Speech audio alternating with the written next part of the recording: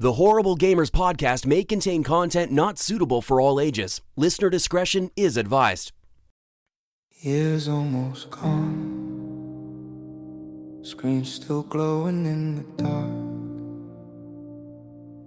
3 names in the quiet, like beacons in the lab. Jesus walks a lot, carrying stories through the grind. Gunny chief still laughing at the glitches in our lives. Mayo in the background, soft voice, sharp mind. We've aged with every patch,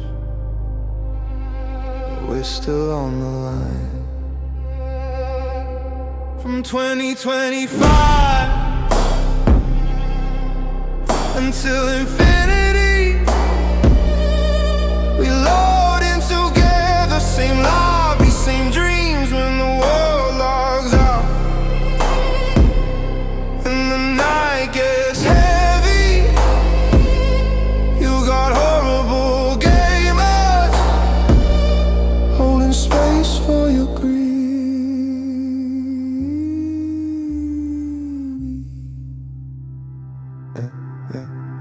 Every win, every wipe, we were here, counting lives, marching kicks in the headphones like a slow, steady fight. All the friends that dropped off, all the saves we can't find, their names stay in the credits, rolling on in our minds.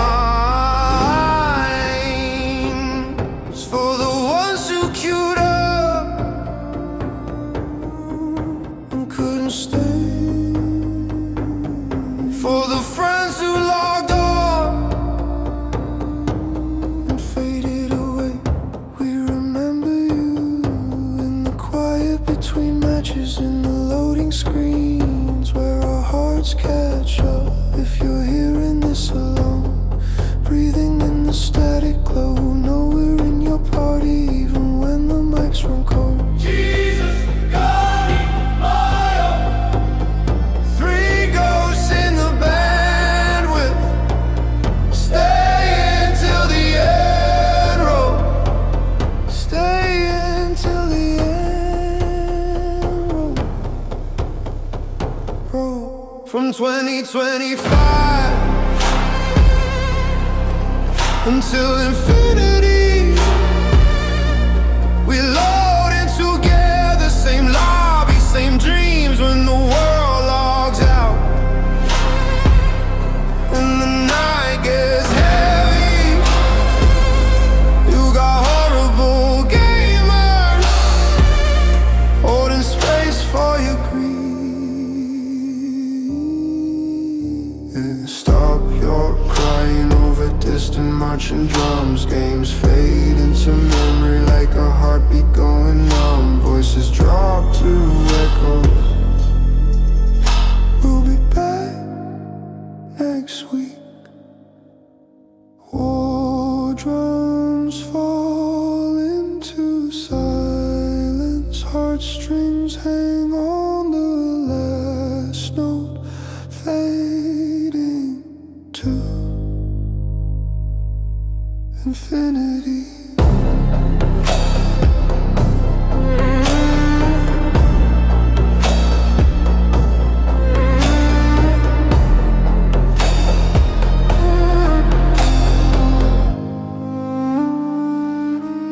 Welcome, ladies and gentlemen, to Horrible Gamers Podcast, show number 508, being recorded on September the 29th, 2025. I am one of your hosts, Jesus Gonzalez, also known as Jesus Walks Out. Today I'm joined by my co-host from the East Coast, the Beast Coast, Mayo.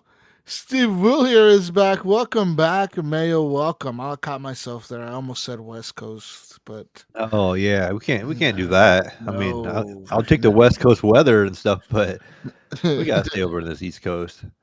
That's right. The Fucking best coast East over here. Coasters. You think it's the best coast over there, but It's the West Coast, the best coast. West Coast is the best. Listen, man, everyone comes to the West Coast because it's just better out here, right? We got forests and mountains Yeah. and oceans, beaches. Yeah. Okay, what else do we have? What else do we have? We have weed. Yeah. What else do we have? Homeless. We have Homeless camps. we do have lots of homeless camps. But we have I don't know, man. Okay, listen, all right, listen. It's just better over here, okay? It's just better, all right? Let's put it that way, man. It's just better over here. Over there, you guys are all crowded together. It's like 20 states all crowded together. Yeah, but we're all really far apart, it feels like. You And guys there's a are lot of all like space between the cities. you guys are all like 2 minutes away from me. Like, oh, I drove 5 minutes and I went to Virginia. Yeah. And then I drove 5 more minutes and I ended up in Georgia. Yeah, see, that's all bullshit. Like over here, you have to do real driving, Mayo.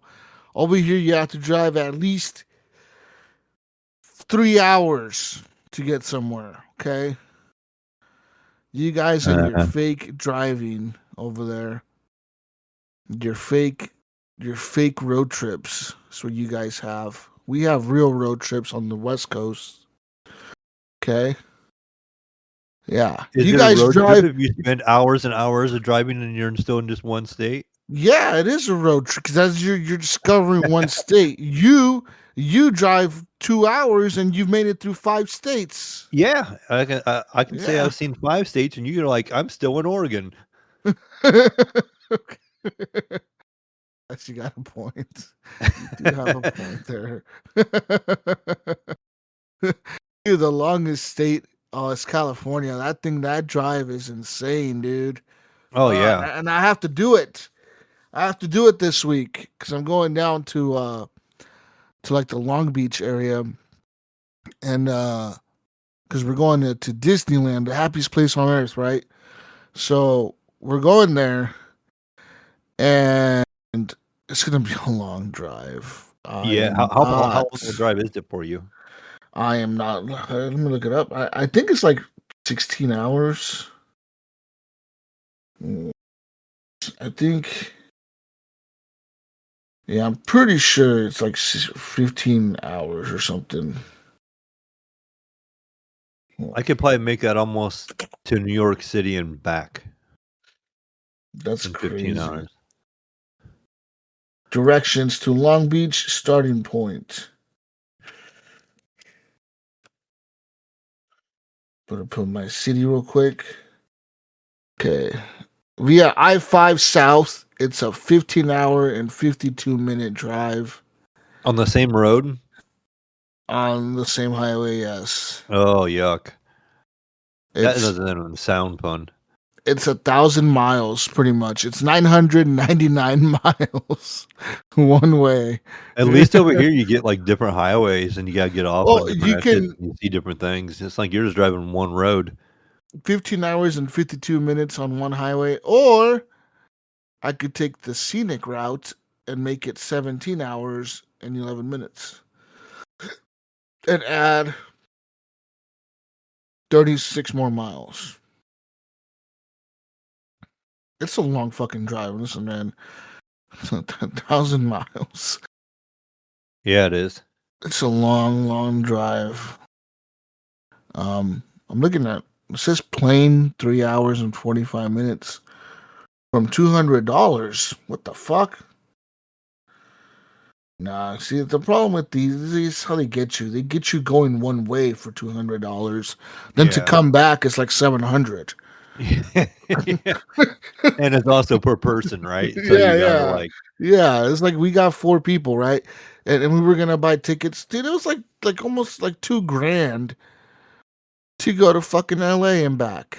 Like, no way, dude. Like, fuck out of here. We'd rather just drive. Yeah, like it's nice being able to get on a plane, get there, get off, whatever. yeah, you could fly there, and then you could just have ET come and pick you up, and then he could chauffeur you around. I'll volunteer him for you. Just have ET chauffeur the whole family around. Hey, drop us off, driver. Right?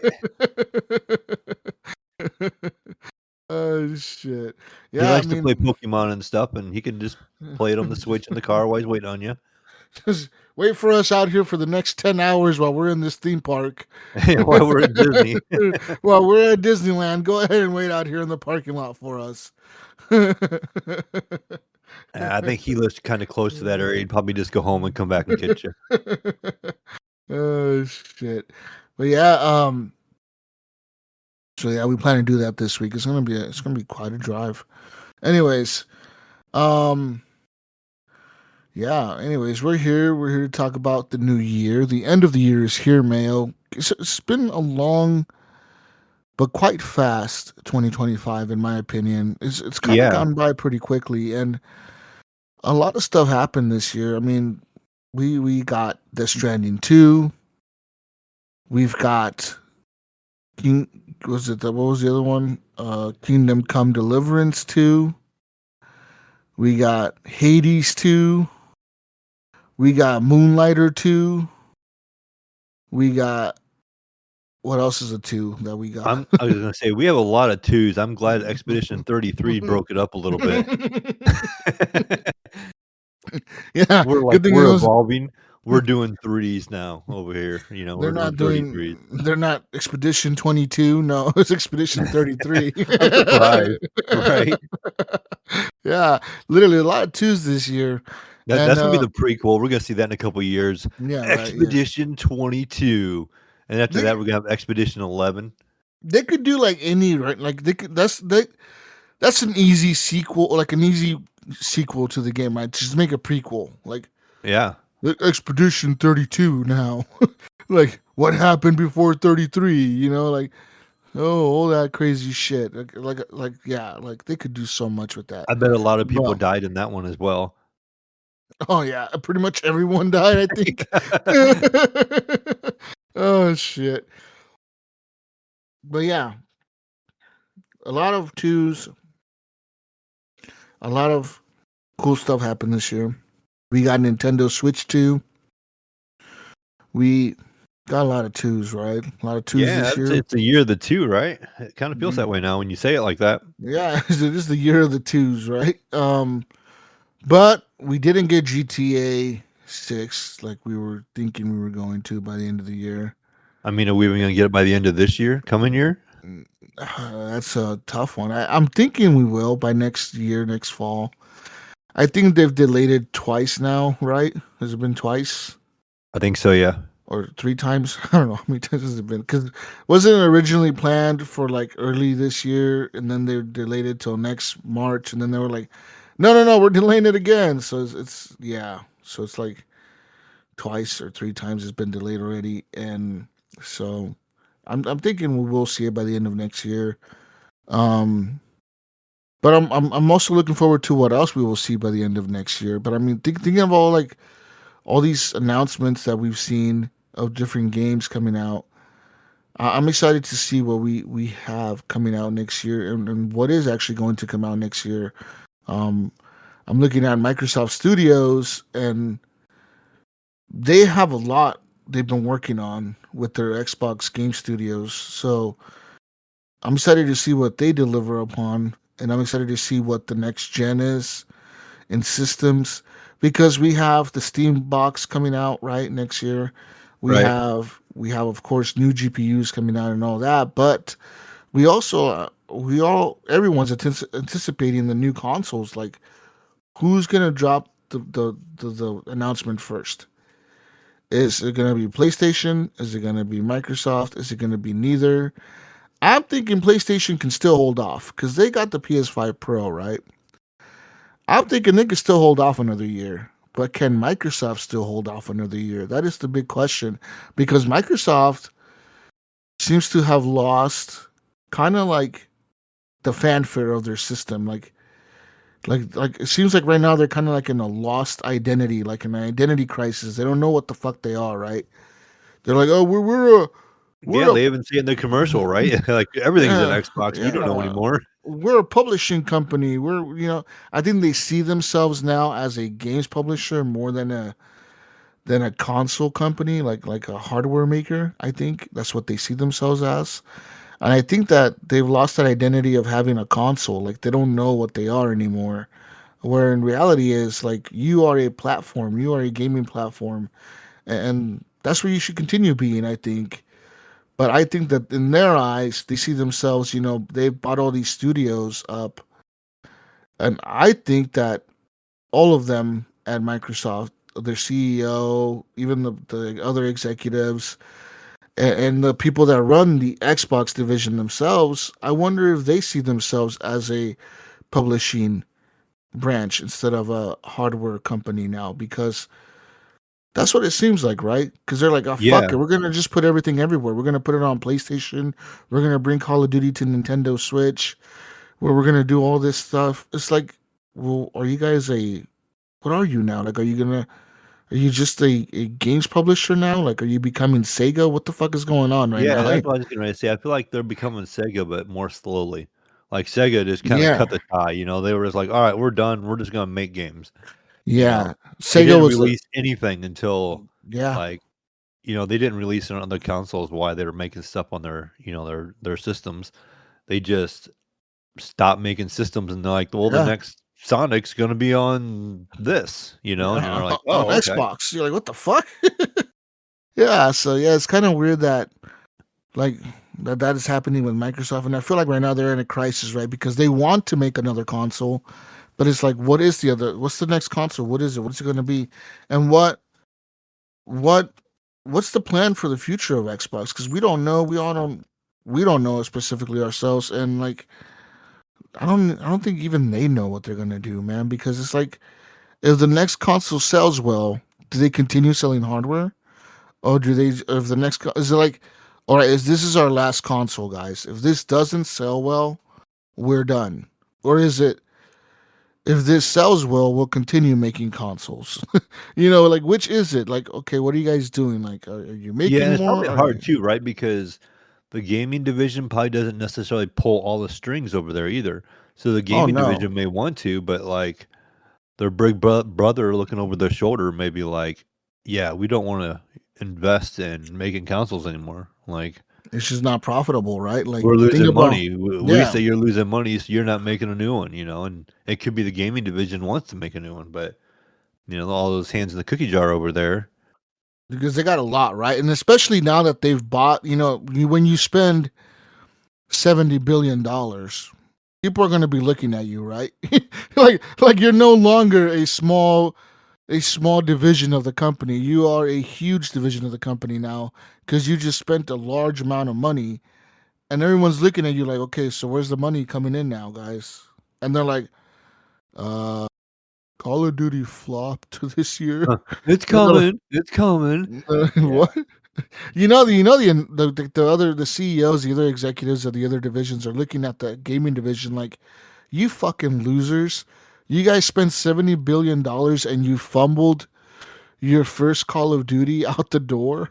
Like, like you fucking straight failed. Like, what the fuck is going on, guys? Yeah, last year technically was the first Call of Duty under Microsoft because it was they owned it by the time Black Ops 6 came out. But it's But it like, wasn't really under development under them, yeah, and it's like Black Ops 7 is pretty much your game. This is like your first Call of Duty here, and you fucking flopped it. Like you have fucking completely pissed every gamer off of the franchise. What's going on? People are asking questions over there like was this a good investment? Did we invest $70 billion correctly? Like, I'm saying 70 billion when it was really 69 billion, but you get the point, right? Like, I'm rounding up here. You what's a know, billion? Well, yeah, what's a billion when you're spending 69 billion at, like, seriously. And there, there, I'm sure there's people over there asking questions like, what the fuck are we doing? Like, what's going on over here? Like, how did we spend $69 billion and you guys produce this out the door? Like, yeah, we get it. You're still making money off Candy Crush. You're still making money off the mobile games. You're still making money off Call of Duty Mobile. You're still making money on World of Warcraft. But what's going on with Call of Duty? Like, this is their biggest shooter, guys. You know, like, this should be selling Xboxes, and you guys fucked it up. Is Candy And Crush even like how relevant is that game still? Like I haven't heard anything about it in a long time. I think is relevant with the old crowds, with the old heads, like I old don't. people. Yeah, I don't think it's probably what it was. You used to see people playing it. Yeah, Like I would be sitting at work and people be in the cafeteria playing it on their lunch break. Don't really see that anymore. Like, yeah. It says here roughly they have around 200 to 270 million monthly active users, and their daily active users range from 20 million to 113 million for their daily users. Their peak was 113 million. So yeah, it's still a lot. quite a bit of people. I guarantee there's probably like, I don't know, I would say at least 15 million people a day playing this shit Yeah, around the world. I wonder what its peak was at one point in time when its most popular Ye- point. Yeah.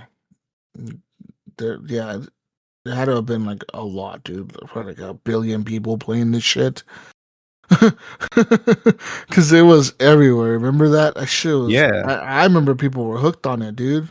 Like hooked for hours and hours. I would see people just candy crushing. I'm like, what the fuck? But yeah. So yeah, we'll see what happens with Microsoft. Nintendo, on the other hand, seems to know what they're doing. Still, they still, they're like, okay, we kind of have our games lined up. We kind of know what we planned, and they're just doing their thing. And then we have PlayStation, on the other hand, that's like, all right, we're gonna release whatever next year. Um, so we'll see. I'm excited to see what they do with that marathon game. It seems like they've got it under control now with the whole art thing.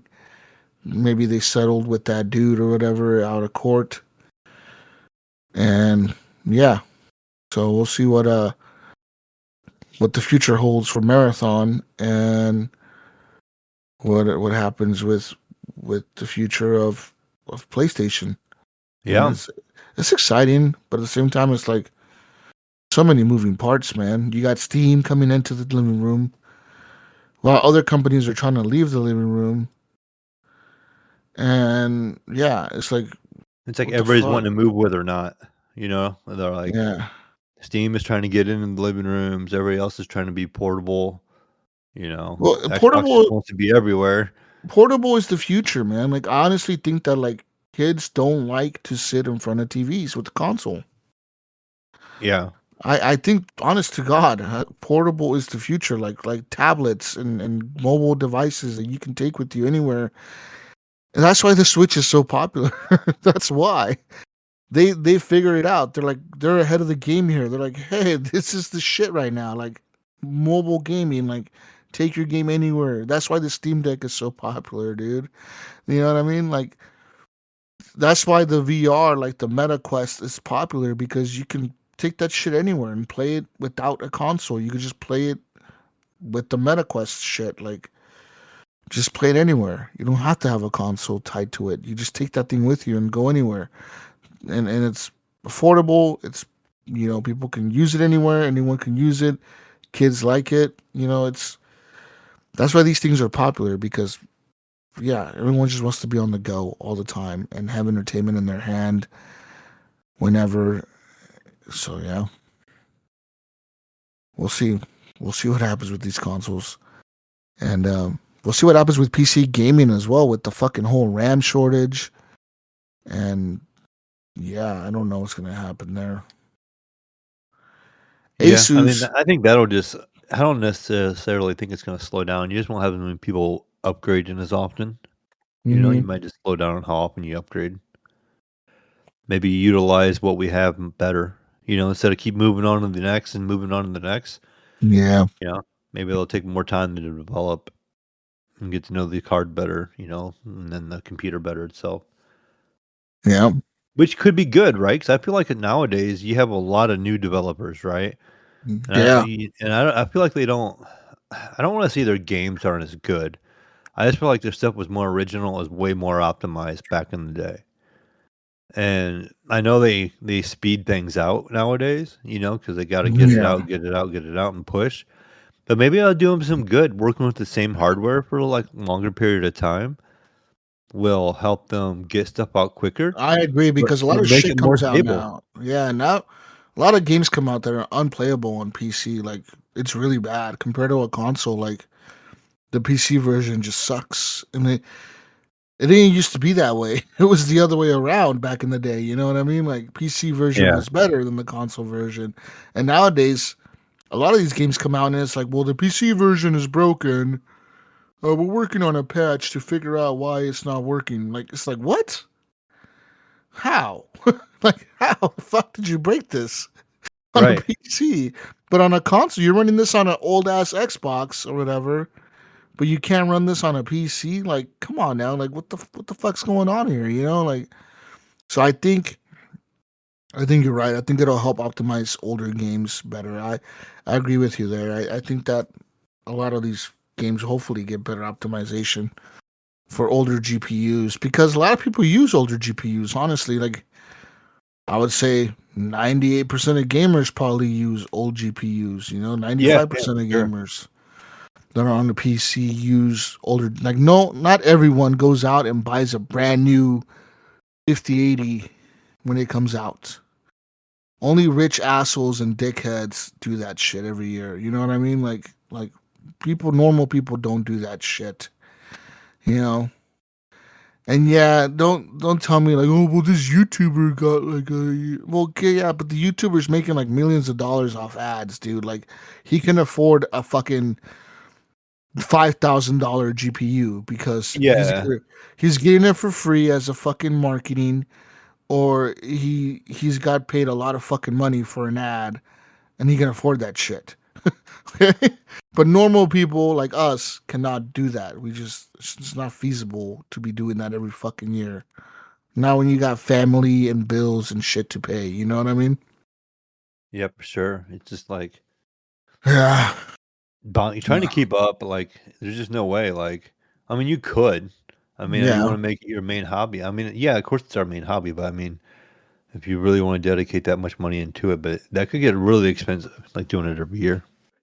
Yeah, dude. Anyways, let's talk about what we've been playing and what we've been doing this last week. I played a little bit of Battlefield, not a whole lot to be honest. But we're getting close, Mayo, to the new season. Season 2 has been rumored to drop on the 21st or the 22nd of January. That means that we are coming up to the end of season 1. So if you haven't been working on your battle pass, I recommend you start doing that now to start getting some of those challenges done to get Yeah. some points. It's I'm still too bad with the battle passes that they don't do it like how Divers did. mhm. Like when you buy it, you can just eventually get it all completed. Yeah, forever, right? You keep it forever. I mean, I get it, like it's they can move on to a new one, but like let the Yeah, person still unlock the stuff on there. You know what I mean? Like they paid for it. Yeah, let them unlock it, but it's like you're paying for it, and if you don't finish it, you're just kind of out of luck. it's like, oh, thank you for your money. Thank you for your $12 or whatever you paid us. Your $20 or $15 or whatever the fuck you cost to buy this shit. Um. So yeah, season 1's ending. Season 2 is about to start next month. So recommend you guys get out there and play some Battlefield to start leveling up your shit. I'm almost done with the battle pass. I got the first 3 tiers unlocked. I'm working on tier 4. I'm about a quarter of the way through it, maybe less. But I'm working on it. Hopefully, I could get some of the like. There's 2 bonus tiers that are available that unlock more shit. Hopefully, I can get through this one and get to the bonus tiers. If I don't get to the bonus tiers, I'm okay as long as I get through this one because I'll have enough coins to buy the next battle pass. If I don't get through this one, I'll be shy about 100 or 200 coins to buy the next one, which means I'll have to spend money to buy a coin pack and then I'll always have like a certain amount of coins left over, Right. and I hate that Yeah, because because you can never get it down to yeah, even, right? yeah, you They never they get it do down that to they do even. that crap at my work, right? So we have this, like, card they give us for the cafeteria, Yeah, we have and you it put too. money on it, right? And then they're like, all the amounts, like, you always have a balance on there pretty much. Yep. Like, it's so hard to get it down to 0. One day, I got mine to 0 by accident, and I just threw the card away. I'm like, "You know what? Because you can use a debit card, right?" But they Yeah. but they initially started us having, like, these little cards, and they didn't even want us using a debit card. We had to use cash and put it into the machine. It would transfer it to the card, basically, and you put cash in, but you always left money on there. And I don't know Yeah. how many people have come and quit and how much money they probably got out of those cards that people left. You know what I Oh, mean? Because they dude. just took the card with them and never came back to the building again. So Yeah. there's probably tons of money they probably raked in by people not clearing those cards out, you know? And once Yeah. mine hit 0, I was like in the trash. Like it was a goal of mine at one point in time. I'm like, I'm gonna make this thing hit 0. I'm like, I don't know how, but I'm gonna figure it out. And one day it just did it. And I'm like, okay, it's gone. Dang. Oh, Lucky. So yeah, they do that with the battle passes. It's on purpose. Fortnite does it as well with their V-Bucks. They all do it. It's yeah. like a way to keep you hooked to buy more. Um, but besides Battlefield, I did play some other stuff. I actually went on my PlayStation. I was playing Red Dead Redemption. So I was playing the first one, Uh-huh. and it actually holds up. I gotta say that the graphics and like the performance of the game is good. It's like 60 frames, and it looks decent. Like it doesn't like yeah, it kind of looks like an older game at some points, but like once you start playing it, you kind of forget that you're playing an older game. Like it kind of just feels like cool. Like It's immersive enough to yeah, like kind of like makes you forget like this game is fucking 15 years old or whatever, you know, like it really does. Um so yeah, I've been kind of having some fun with that. I'm still in the very beginning of the game, where John goes and he goes up to Bill's, like he's like in a fort. He's like, "Come out here, Bill. Come outside." And Bill's like, "What the fuck do you want, John?" And I'm here to get you. Come on. And he's like, "You ain't getting shit. We're gonna shoot you if you don't leave." And then he doesn't leave, and then you get shot, and then the lady finds you and she heals you, and then you gotta help her out in the ranch, and then you move on from there and continue your story I've as never John. played the original item. I remember thinking I always wanted to, and then, 2 came out on the, Yeah. PC, and I played 2, Did you but, finish too? I think I think on my Did you PS get? Plus, I think it's included for the original. Did you? Yeah, it is. Did you? No, I didn't finish 2. You never finished it, man. You gotta finish it. That way you'll know like the story, because the story literally takes up right after the first game, kind of. So it's been a few years after the first game, and you are John Marston, and you return to Blackwater on a boat or whatever, and you get off on the boat, and you're with the Pinkertons, and they're kind of escorting you, and they pretty much made a deal with you, like if you bring us Bill, who's part of the gang in the second game. There's Bill. There's Javier, who's like he's kind of like a native dude who's like native and Mhm. Mexican. Yeah, I remember him from the second one. Yeah. Yeah, he's in. So you bring him Bill, Javier, and Dutch, who's the leader of the gang. You have to bring those guys in. They'll cut you a deal and let you like free. Like that's their deal, right? Like the Pinkertons are saying, "Hey, look, we're gonna cut you a deal. If you bring these guys in, we'll cut you a deal and let you and your family free. But you gotta like that's the deal. You bring these guys in. You have to bring them in, dead or alive. We don't care if they're dead. We prefer them alive, but bring them in. If you bring them in, cool. Like we're looking for these guys, and you know how to find them because you were a part of their gang. So you got to find them, and that's part kind of like that's how the game goes. And yeah, I remember the ending of the game, which is like spoiler alert, everyone, spoiler alerts. Skip if you haven't played the end of Red Dead Redemption for the next minute or two. All right, Mayo. At the end of the game, Mayo, when you turn them all in, right? The game goes, and you're like you're living like in a nice little house in the farm, like in some homestead somewhere, and you're living out there, just chilling with your wife and kid. And who shows up, Mayo? The Pinkertons show up, Uh-oh. and they're like, "Hey, John, come outside," and you're like, what the fuck do you guys want? And they're like, we need you to come with us. You're under arrest. And he's like, what the fuck? And then like he's like, I ain't going with you. You guys made a deal with me. And they're like, yeah, but you see, we kind of don't want to follow our deal because fuck you. You are a bad guy and we're going to arrest you for all the shit that the gang did back in the day. And then there's a big shootout, Mayo, with you and the Pinkertons. Uh-huh. And you can't win.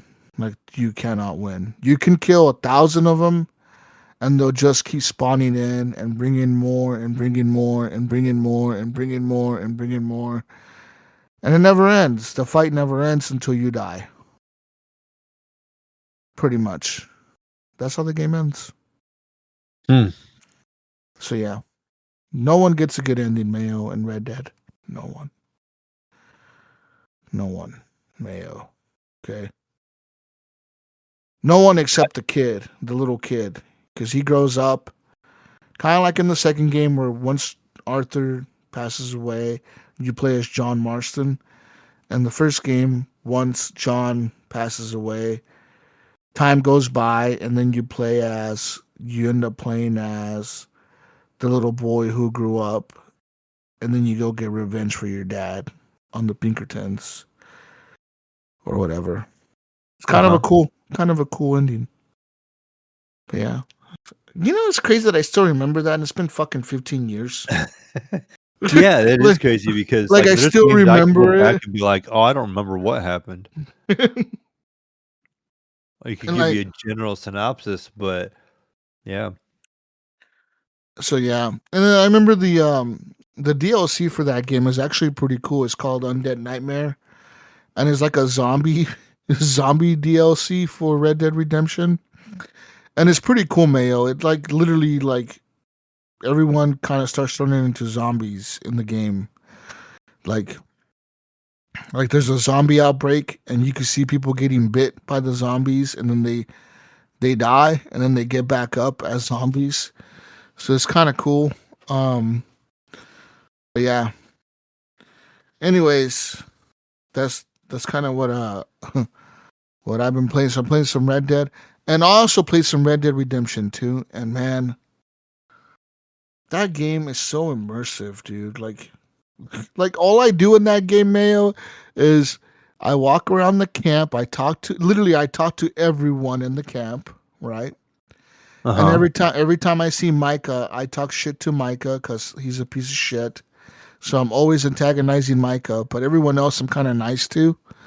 And then fucking like I'll go like play dominoes with Tilly, or I'll hang out with Tilly and talk to her about life, or I'll go fishing with the one dude, or I'll play like fucking music with some other dude, or I'll go hunting with some other guy. I'm just doing random shit in the game, like random ass shit, man. Like hunting, fishing, fucking.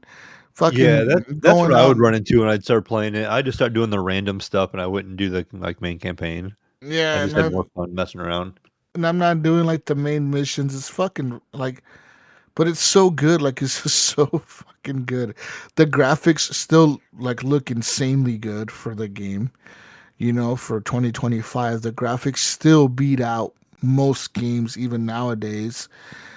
It's still so immersive, and everything just looks so good. Everything's so like they thought about everything in this game. I could think of like it's just so immersive. The dialogue you have with the shopkeepers, with the people in town, it feels like you're like in a living world. Every time I'm in there, it doesn't feel like I'm playing a game. It feels like I enter another world and I'm just walking around this other planet. Like in this Wild West fucking era of world, like I'm just running around this area and it's like Westworld, man. Like I'm just in this fucking immersive ass world. Uh-huh. That's what it feels like. So good. So good. But I did play a little bit of that. Um and then I ended up picking up Outer Worlds 2. So I've been playing a little tad bit of that.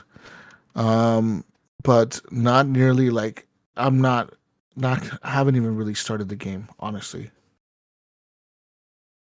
Yeah, Like you just like kinda I did like the prologue, I want to say, maybe, where like yeah, like kind of you get the kinda grab you intro. though? Like, did you like it so far, or are you just kinda like, eh? Yeah, it feels like the like so one thing I gotta say about Outer Worlds and Outer Worlds 2 is like I always felt like this game, it reminds me of Fallout. I don't know why. Like it seems like a similar style to Fallout, Huh? but it is not Fallout. It's obviously its own space theme shit. So I guess it's more like Starfield than Fallout. And even though Starfield looks better than this game, in my opinion, is a better done RPG than Starfield. Now, you may be wondering, well, how the fuck is that? Well, Starfield, the choices don't never feel like they matter. Like you'll be talking to someone and the dialogue is like, okay, they'll remember that, but it doesn't really ever come back into play. Like no one ever You don't reminds notice you. it or anything like that Like no where one ever brings it back up. Nothing ever really comes of it. Besides like one of your crew members getting mad at you because you said something or whatever. Like that's Mhm. really it. Um, in Outer Worlds, like that shit matters. What you say to people, how you say it to them, it all really affects the gameplay and it changes dialogue and options and gameplay styles for you. So like in the beginning, there's perks you can pick, kind of like from Fallout, where you have like the special like abilities or whatever, strength, perception, whatever. In this game, you have like 7 different perks you can pick. There's a list of 7 of them, and these are like trait. And they're not perks; they're traits. And it'll be like, you are brawny, you are what's it called? Like brawny, perceptive, intelligent, witty, suave, uh, and there's other like another like a couple other ones like lucky and something else. And you can pick one off the get go, and the game tells you can pick another one. Like you can pick all of them if you wanted to, but it says once you pick more than one, you have to pick a negative trait. So if you want to pick two, you have to pick one negative trait.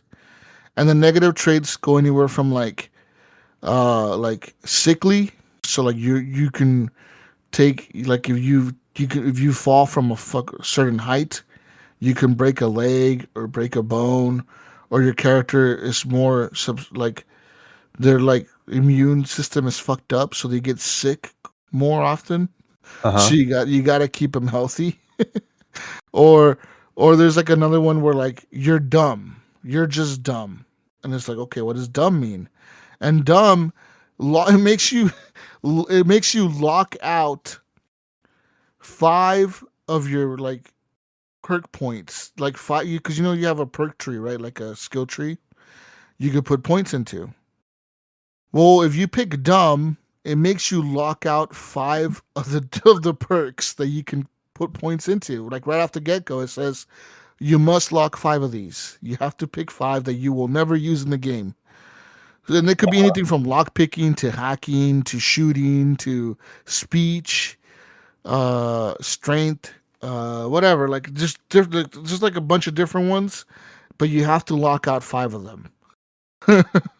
So that's the dumb negative trait. And then there's like another one that's like a negative trait. I forget what it was. But there's different ones. And I was like, fuck, do I really want one of these negative traits? And I'm like, nah, I don't want to do this. I'll just go with one thing and call it good and go from there.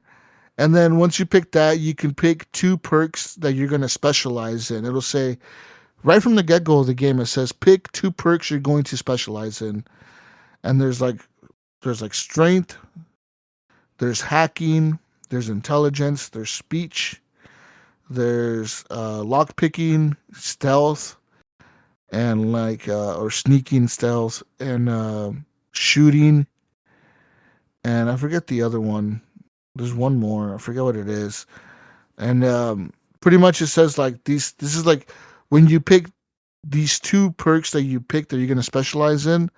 Right off the get go, they're gonna get an extra perk point. Like right from the beginning of the game, you're gonna have a perk point put into this. And then as you level up throughout the game, you can choose how you spread out your perk points. But the game warns you from the get go, like you will not like this game is designed to where you can't just max out everything, right? Like you can't just keep earning perk points the whole game and max out the entire skill tree, like all the perks. Like no, you gotta like choose. Like I could be an all around character and kind of be mid on everything, or you can specialize your character and like reach level 20 on a perk to reach the maximum level of that perk and unlock a special ability with that perk. You know what I mean? Mm-hmm. So it kind of forces you to specialize. So I think I ended up picking hacking, and the other one was perception. And that's where like if you're in a room, sometimes it'll like a little eyeball show up and then I'll have an arrow kind of pointing around on it. And as you turn, the arrow moves, right? And if you're facing it, it's obviously in front of you up or whatever. So you walk towards the arrow. And once you get closer and you start looking around, and if you stare wherever the arrow is pointing, like say at a wall, it's pointing at a wall, and there's a painting on the wall. If you keep staring at the painting, it highlights the painting blue, and they say like there's something behind this painting, and you can move the painting, and you'll find like a safe, or a hidden item, or a hidden doorway, or a hidden vent, or something that you can use now to go through and kind of like changes up the gameplay for you. You know what I mean? And hacking, what that let me do is it lets me like log into terminals and I can hack the robots. I can hack doors open. I can hack robots to shut down. I can like make them weaker or whatever. There's that. So it's kind of cool. Like these perks kind of mean something. Where like in Fallout and Starfield, I was like whatever. Like I was just picking points, putting them in whatever.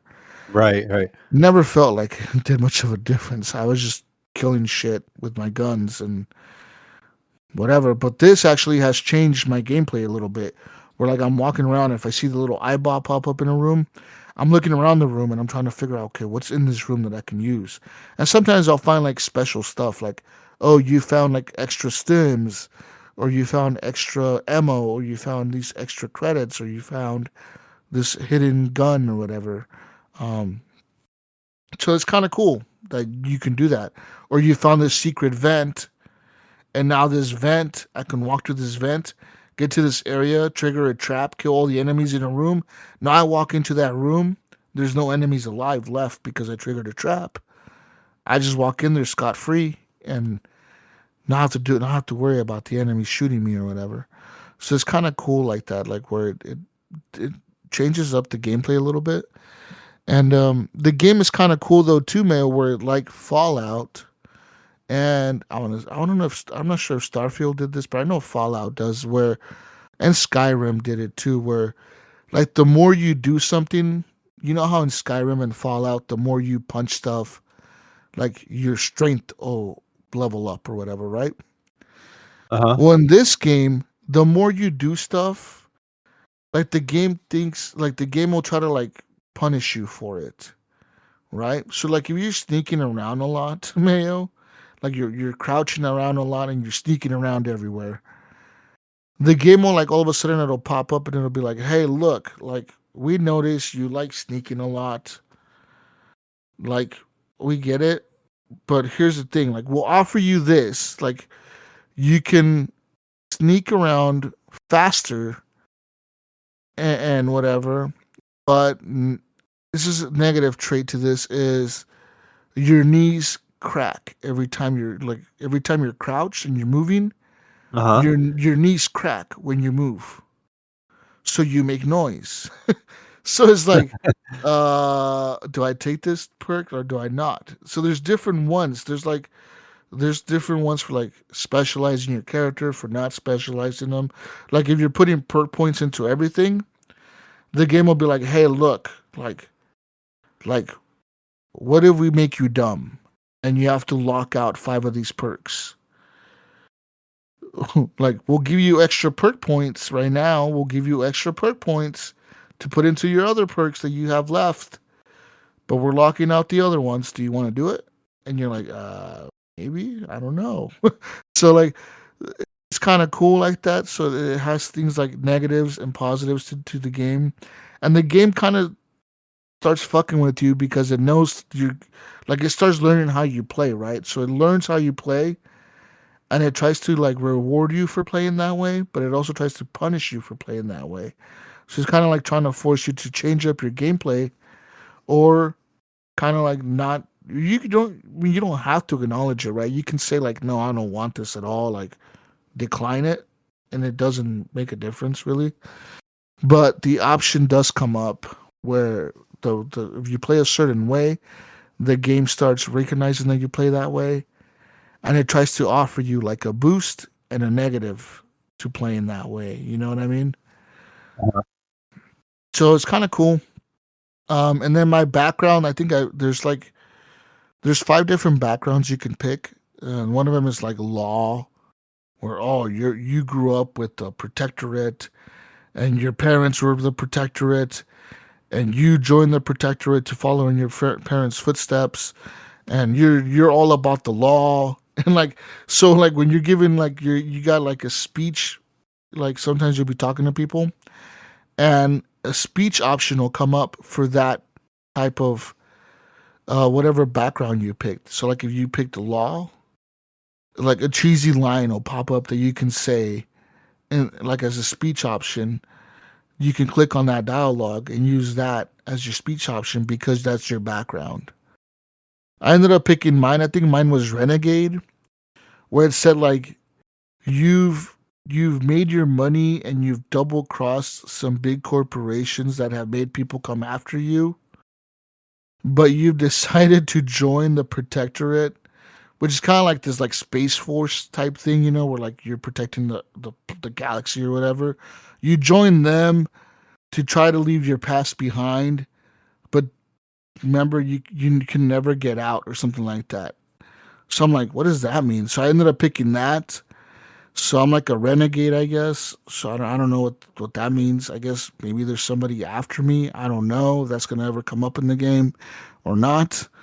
But there's other ones like ex-convict, where you were in prison for committing crimes, and I guess the protectorate gave you an option to like get out of prison if you join them and become a space officer agent or whatever.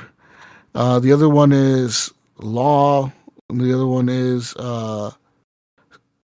professor, where you were a professor and your colleagues made fun of your inventions. So you decided to join the protectorate to give your knowledge to them or whatever. And the other, like another one is, forget what it was called, but it's kind of like it says like, well, you've been living life and you don't really know what you're doing with your life. So you kind of just join the protectorate, but you don't really know what's going on in your life. Like, so you're just like living life, and you're kind of like just like a whatever type of person. Like I guess like a normal person, but like you really don't know what's going on, and you're just like, fuck it, I'm gonna just join these guys to join and see what happens. And that's like your fifth option. like I'm just gonna join these guys and we'll see what happens. Like I don't know what's gonna happen. We'll just see what happens. See what happens. Like I don't know. And I was kind of reading up on these, and I heard that one was kind of lame because like your character never knows what to say during like dialogue Oh, really? speeches.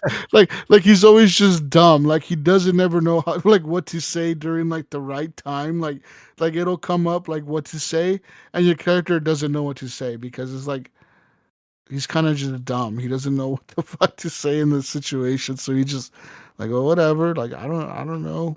Like I guess we'll just do this. Like, okay, let's go, guys. Like, like he has nothing cool to say. You know what I mean? Like all the other ones have something like meaningful to say, and he's Uh-huh. just like he's always like whatever. Like okay, cool, let's go. Like okay, guys, let's go. Let's do this.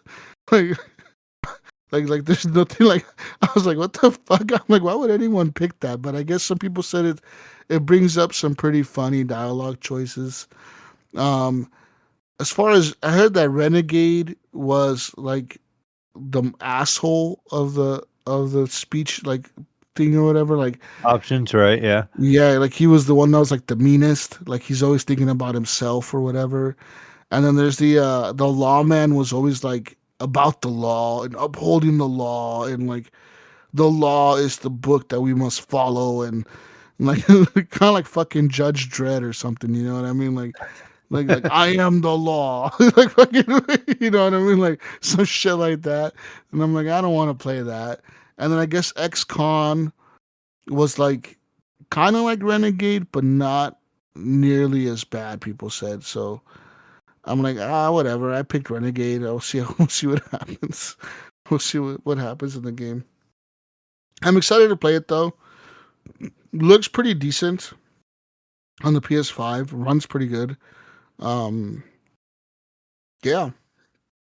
Look forward to playing it. And yeah, I guess I gotta like if you're worried about playing the first game before this one, you don't have to. Honestly, you really don't have to. This game kind of is like its own thing. It has nothing to do with the first game whatsoever, really, besides being in like the same universe, I guess. Um, but like there's like no crossover there. Like the characters don't cross over. Um, like you're in a different part of the galaxy, in a different like fucking in a different like sector or whatever, doing a Uh-huh. whole different thing. Like it's a whole different storyline, whole different thing going on. So yeah, um, there's that. But yeah, that's Outer Worlds 2, and I'm excited to play more of it. I mean, I really am. Um, and then what else did I do? I did end up going back into Arc Raiders for like one match or two, and Arc Raiders, man, it's like a weird game. Like I want to play with friends. I don't want to play alone. It's just alone. It's very stressful, dude. Because I'm like I really I'm need to trying. jump into this game. Like my boy bought it, and I have it on Steam so I can play off his account. I just Yeah, haven't fired it up yet. it looks beautiful. The settings and the graphics are so good. But like, you go into like a map, right? And you're in a match. You're in there, and you're like, okay, I can loot this area. All right, I'm gonna go over here. But as soon as you spawn in, you hear gunshots in the distance, and you're like, oh fuck, like there's someone getting shot at or shooting at the robots. It's gonna aggro them. That means more are gonna spawn in. So maybe I shouldn't go that way. Maybe I should go this way because I don't hear gunshots over here. And then I'm walking, I'm walking, I'm walking. I'm enjoying the views, everything. And then I hear like the little robots flying by, scanning, like they're patrolling. I'm like, oh fuck, I gotta hide. And then I fucking go past the window. All right, I'm inside a building. I go past the window, and somehow this big spider, fucking giant ass, like the size of a car or probably bigger, like the size of a fucking trailer or a fucking bus. This big spider thing saw me and it starts fucking shooting rockets at me. And I'm like, what the fuck? So I'm running, running, running, running, running, running, running, running. and I run into a building, and I'm in there, and I'm seeing like the shit's already kind of been looted. You know, like things are Uh-huh. open everywhere. I'm like, ah, fuck, someone's already been in here. And sure enough, I walk into this other room, and there's a dude in there, and he's like trying to break open like this. I don't know, like it was like a cabinet. He was trying to break open something, and I'm like, I could just shoot this guy in the back right now. But I'm like, I'm not going to. I kind of just stood there and I watched him. And then he finished what he was doing. He looked at me. And he just kept going. He just like kind of said hi and just kept going. Oh, I'm like, oh, okay. Well, that's kind of interesting. Like he didn't shoot at me or nothing. Like I had my gun out. Like I could have just shot you, but you're just like whatever, dude. Like just walked away. I'm like, all right, cool. And then I ended up looting some shit. And then I went to the subway and I extracted, and I made it out. And that's all that game is, really. You go in, you loot shit, like a bunch of, like Crafty said in the Discord chat, a bunch of trash, right? You're getting like duct tape, rubber bands, staplers, uh, slippers, a screwdriver, a piece of metal, and a bottle cap. And then you extract with it, man, and then you go back to your base, and then you click on your chicken, and your chicken gives you stuff that it looted while you were with it out there in the world, and then the chicken gives you stuff, and you have stuff, and then you can craft stuff or sell stuff or destroy stuff as you see fit. You can sell stuff like for like credits, which gives you money, which you can use to buy stuff that you need to craft stuff. But you can't buy everything that you need to craft because some stuff you have to go loot for. So then you go back up to the surface to loot for more stuff, and the cycle continues. And that's pretty much the gameplay. Is you're looting stuff to craft stuff, to have better stuff, to be able to loot more stuff, and repeat. Which is like I kind of wish the game was more like I can just go to the surface, grab whatever, come back, sell everything, get money, buy cool shit, go back up to the top, get more cool shit, come down, sell it for more money, and get cooler shit. But that's not how it works. You have to craft stuff. And I'm like, I fucking hate crafting. I hate crafting, Mayo. I fucking hate it. yeah, I'm not big on crafting either. I fucking hate it. I despise crafting. Fuck crafting. If listen, man, if you could pay someone to do something for you, why would you not pay them to do something for you? You know what I mean? Right. All right, man. If you can pay someone to pump your gas, why are you gonna pump your own gas? You Yeah, don't pump what your a own. premium, right? Yeah, you don't pump your own fucking gas. You tell the guy, hey, I want you to pump my gas. You know? God, man. This is bullshit. It's not. It's pretty much how I feel, okay? It's how I feel, man. Right? Well, I like to pump my own gas. No, Yeah, that's all no, I know over here. no. You pay someone to pump your gas, man.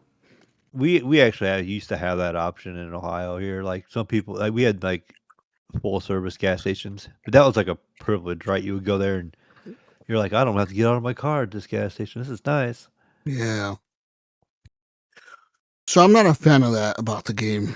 Like I said, I wish I could just like steal a bunch of shit from the surface and go back down and sell it all and make money and go back up top and do it again. Like, why not?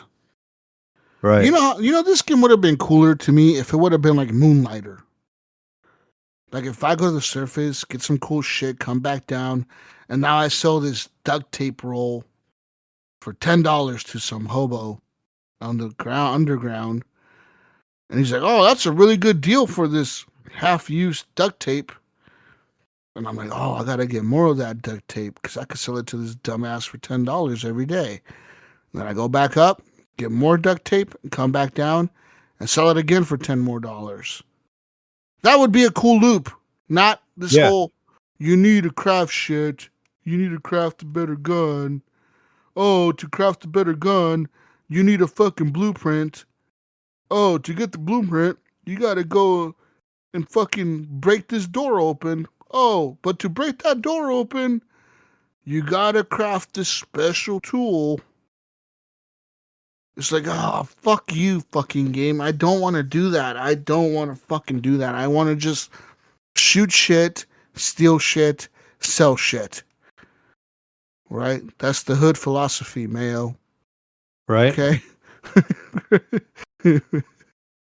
Just steal shit, shoot shit, sell shit. Okay? That's all we're trying to do around here, all right? Ain't no one trying to craft to save the world. All right? This isn't the fucking this isn't the Minecraft, right? Yeah, this isn't the fucking 1800s, all right, Mayo? Ain't nobody crafting to save the world. All right? This isn't fucking Minecraft.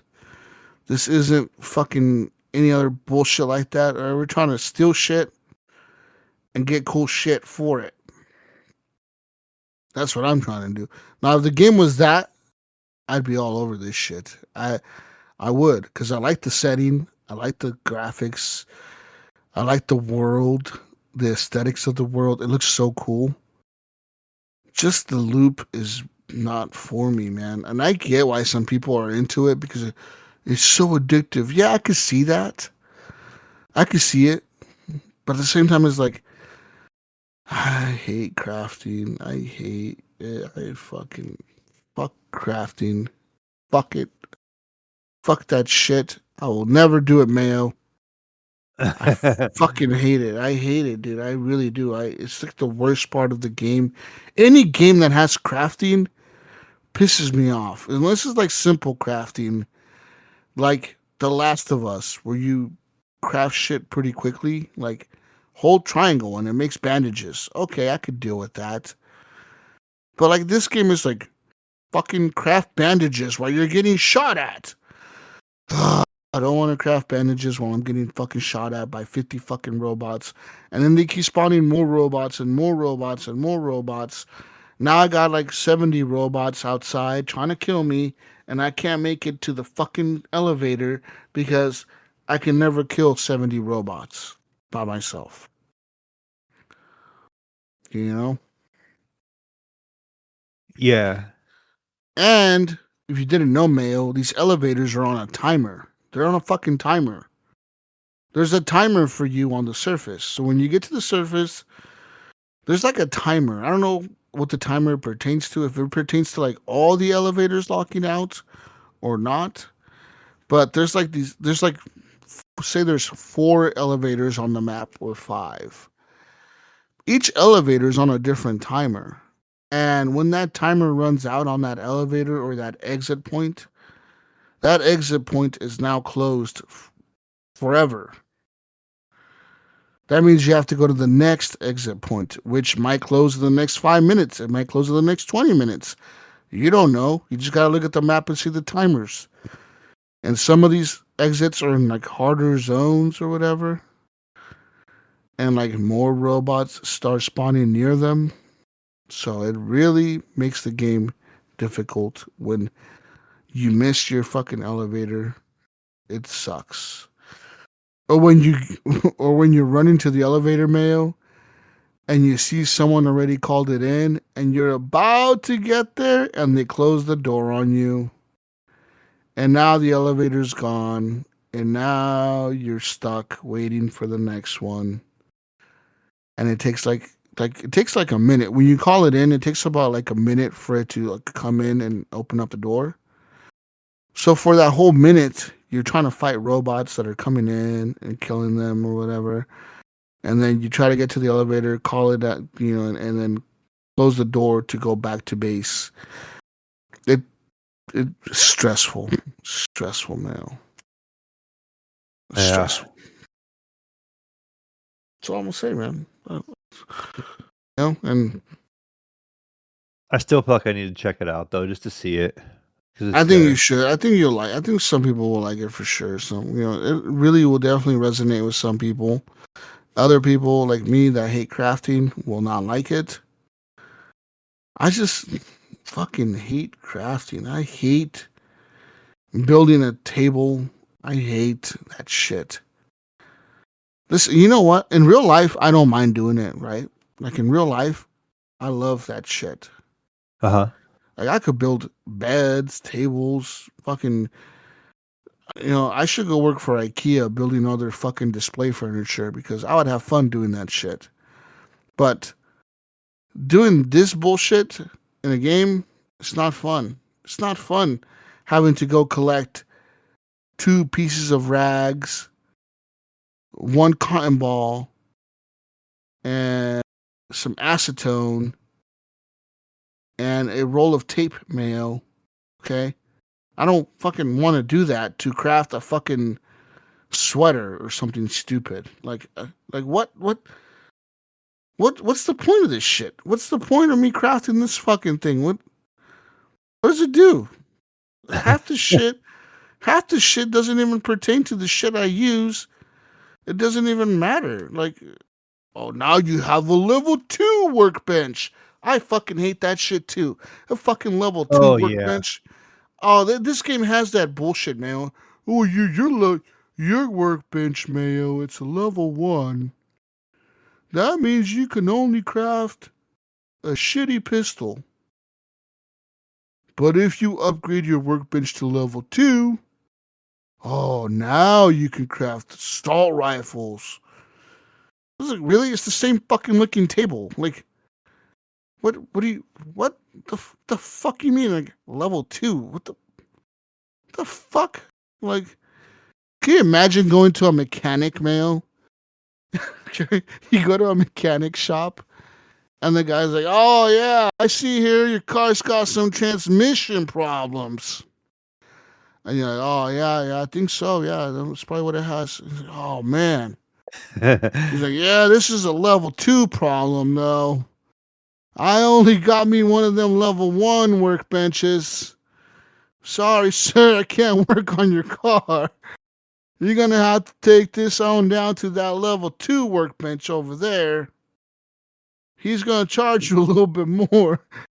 But that's the level 2 work right there. That's that guy over there. He's got the level 2 workbench. He's gonna have to work on this for you. It's like what?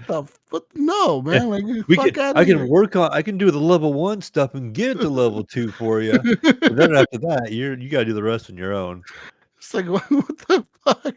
Like it makes no sense.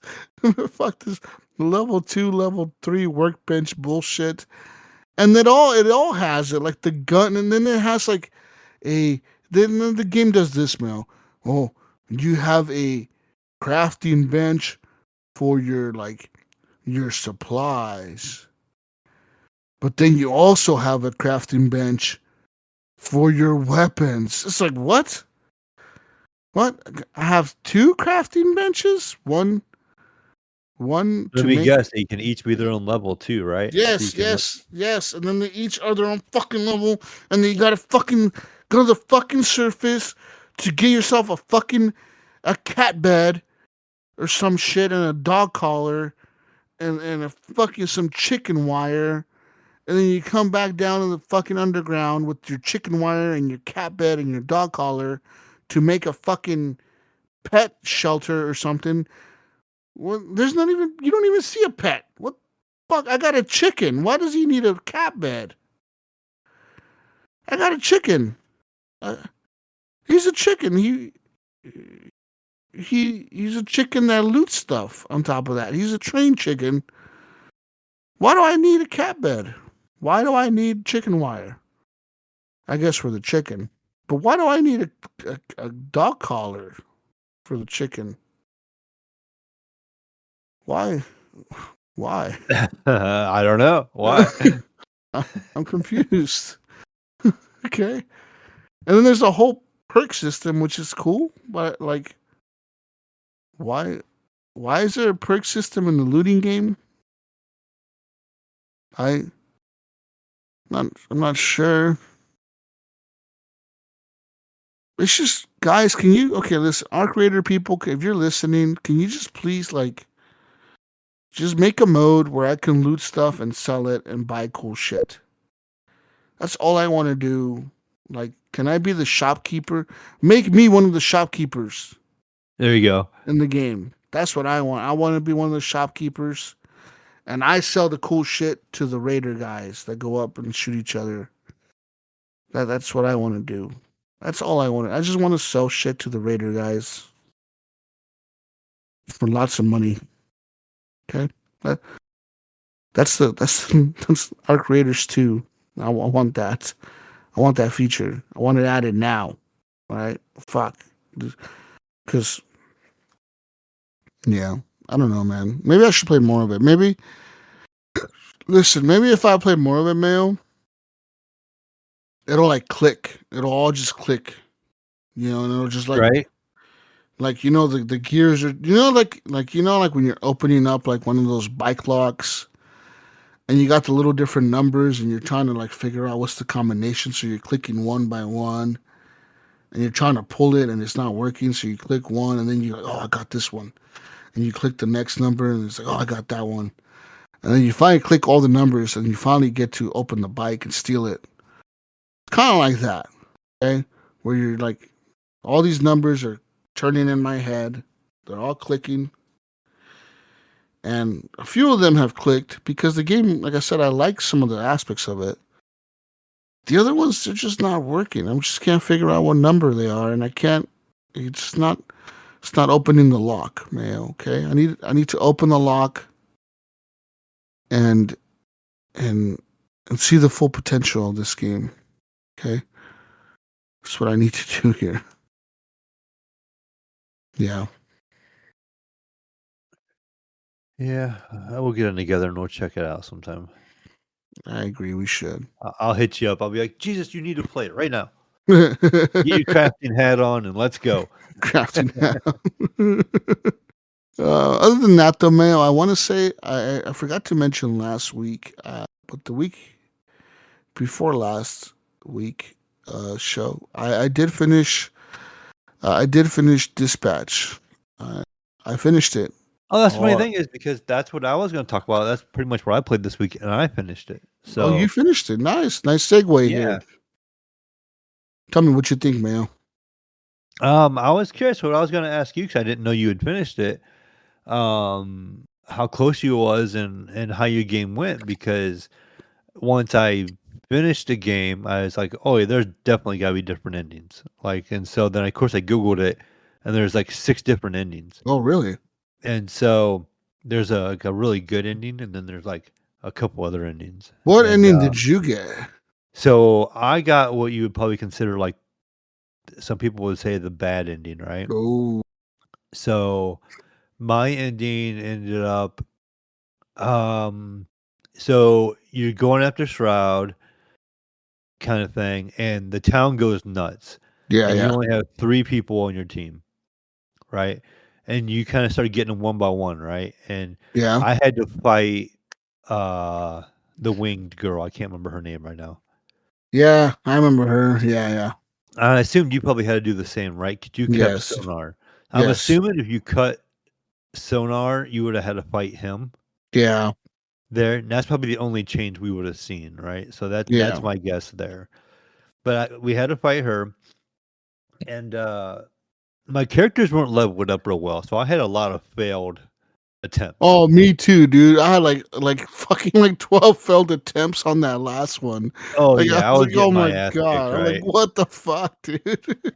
And I did not. I liked it. I thought it was kind of cool when Phenomenon joined, because he wasn't in my party before because I had the water Yeah. boy guy, and he joined and he was pretty helpful.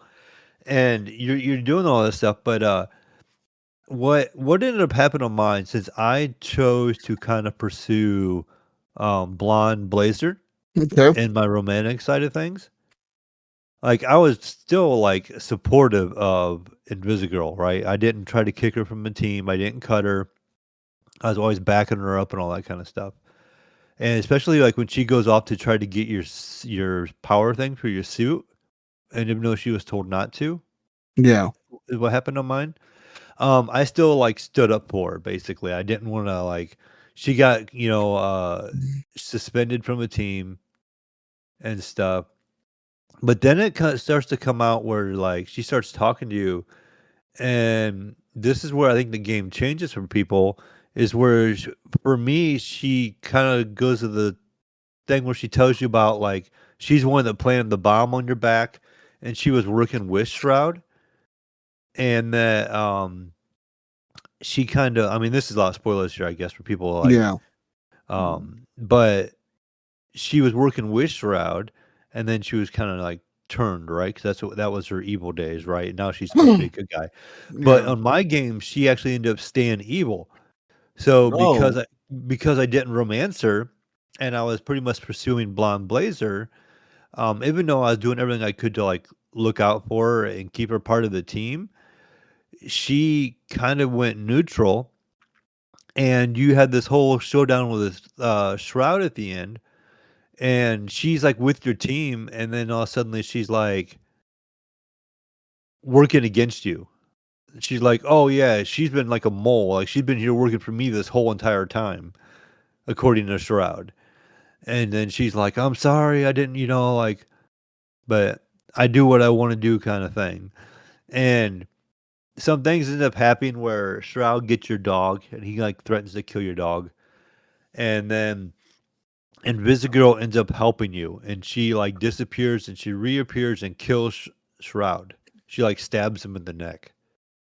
Oh. And he's like, I didn't see that coming, kind of thing, because he's like this master strategist. Yeah. And she kills him, but then she like disappears and goes on the leave, and so she's on the run, and so basically, I had the Invisigirl was a villain ending, and Oh. I guess you can get where she was a hero ending as well.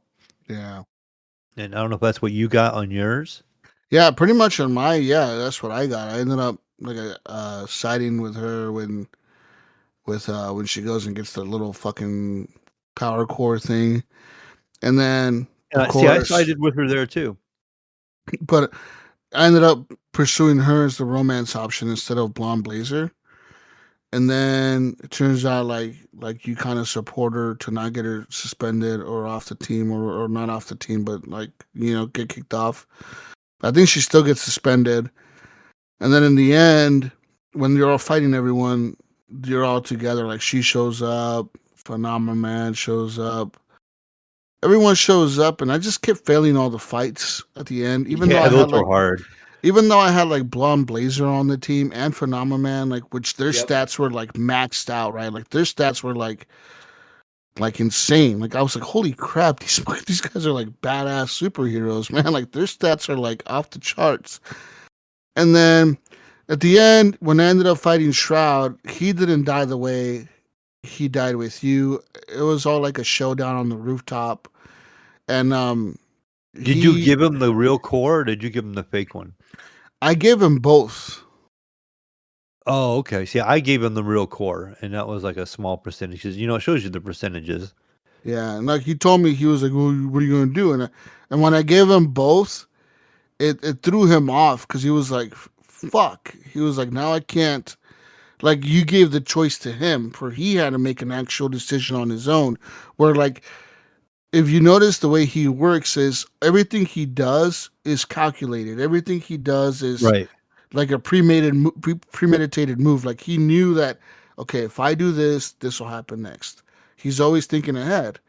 But when you give him both of them, he wasn't expecting that. Now he has to make a choice on his own because he doesn't know which one is which. And the choice isn't yours. The choice is his.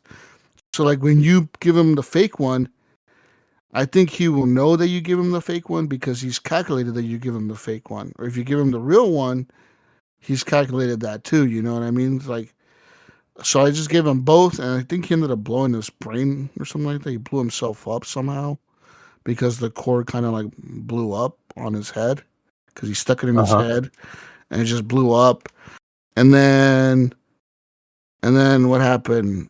At the end, Invisigirl was there. Everyone was there, and you ended up getting I think her name wasn't it Cleo, the chick with the knives? Wasn't Yeah, her name like Cleo or something like that? I think so. I think it was Cleo. Maybe I'm wrong, but I think Yeah, that's the name I forgot some of the names. Like it was that's the hard to name that remember. comes to my head. I think it's Cleo. That whatever the chick with the knife, the bad girl, that one that joins Shroud, she ends up being put in a cop car and taken to jail. And Yeah, then that's what happened to mine as well. yeah, and it said you failed to save her from going to jail. And Yeah, I did the same thing. I feel I'm that as like, well. how the fuck could you save her from going to jail? Like, I guess if you stopped her during the fighting of the, like when the whole city's on fire and you send people to fight her and slow her down. Right, because she has I that health bar. Yeah, I guess if you stop her there, you can stop her from going to jail. But if you don't stop her there, which I didn't, you fail. Which I mean, like that's like impossible to stop her because like I sent like Phenomenon and Blonde Blazer after her and like some other of my top guys after her, and like I had like 5 guys fighting her at once, and she still beat them all. I'm like, how did she beat Phenomenon and Blonde Blazer? Right? How, like She basically beat Superman and Supergirl. yeah, You like know? together, like what the fuck? I was like, how the fuck? But yeah, in the end, you fucking whatever. You're with Invisigirl. She goes in an ambulance because she takes a bullet for you because what's his name, Shroud shoots you, like he shoots at you, and then she like jumps in front of you like invisible, like she's in, I guess she's standing in front of you invisible the whole time, and she takes the bullet for you, and she ends up going to the hospital. And then at the end of your game, did Chase show up at the end of your game? Yeah, so Chase shows up on my game, right? And he Yeah. has Invisigirl's powers, and she turns Yeah. regular. Yeah, Yeah, he fucked up. He fucked up Shroud, I think. He fucked up his robot. yeah, yeah. He His kind of like, big ass robot just came in and fucked it all up. He's like, "Hey, what's up, motherfuckers?" I'm like, "Oh shit, he's back." yeah. I thought And I that was get, neat. How yeah, did you have the thing where Chase goes and saves Invisigirl? yeah, And he that was basically, sad. because he's getting older, right? Every time he runs. So Yeah, basically, when he ran again, he was gonna die from old age, basically. yeah, He he knew used like he that was to gonna go save her die. that last time. That was cool. And then that was like right after they got into an argument or whatever, right? Because he was Yeah, mad at her or whatever. Because like you're a fucking villain. Shut the fuck up. And she was like, "Fuck you." Yeah, because she's trying to like turn good, and he's like just in her face telling her like, "You're a piece of shit. You're a fucking piece right. of shit. You're always gonna be a piece of shit." And she's like, "Fuck you. You don't know me." And then like she hits him in the face or something, and he like fucking he like gets all mad and leaves, and everyone leaves, and you're like, "What the fuck?" But yeah, I like the game. I like the ending. I like how it ends with Blonde Blazer at the end, kind of revealing that at the end, like she's like you. She really doesn't have natural. She's not like a natural born superhero. Her powers come from that crystal that she gave to Chase or whatever, right? Yes. She's like you see that? She's like really I don't have powers. Like my powers come from that crystal. Like that's really my power is the crystal. Like without the crystal, I'm just a normal person. And you're like, oh shit, you are like me. You're like a normal human. You're not human. So that was kind of cool. But yeah, I like the game. I'm wondering though, like, what's the sequel going to be? Like, is it going to be the Z team now, like as a full fledged like superhero team now, or what the fuck is it like? Yeah, I don't know if they thought that far ahead, right? Because I Like, mean, like, if Invisigirl ends up being the bad person in some people's games, because like, I think she could full on be just bad and like just be bad in some people's games. Like, how does that transition forward with all those choices made to the second season? Unless they do it like a Telltale game where the game knows your save file and it reads it yeah, and they it almost have to do it that knows. way, right? Like, But, like, she wasn't, like, horrible in mine, like, right? Because Yeah. she does kinda come around and, like, She she can tells redeem you how herself. Yes, I know that. Like, because I did look at that. I saw that some people said, like, in the end, like, she can be evil, but she can be redeemed because she can redeem herself, which seems Yeah, and like that's what more or less happened in what your happened, game. but she's Yeah, she's still considered a villain, like, they but still in consider but in other people's games, she's just straight up evil. Like, she just straight up like helps Shroud. Like, she doesn't help you at all. Like, Yeah, she's like, yeah, fuck mine, she ended you. up killing Shroud, and he was So like I think that's if you don't help, like, if you don't support her at all. Like, if you just yeah. like say fuck you, you're suspended, you're out of the team, and like you straight up kick her out and all that shit. I think that's when she turns against you.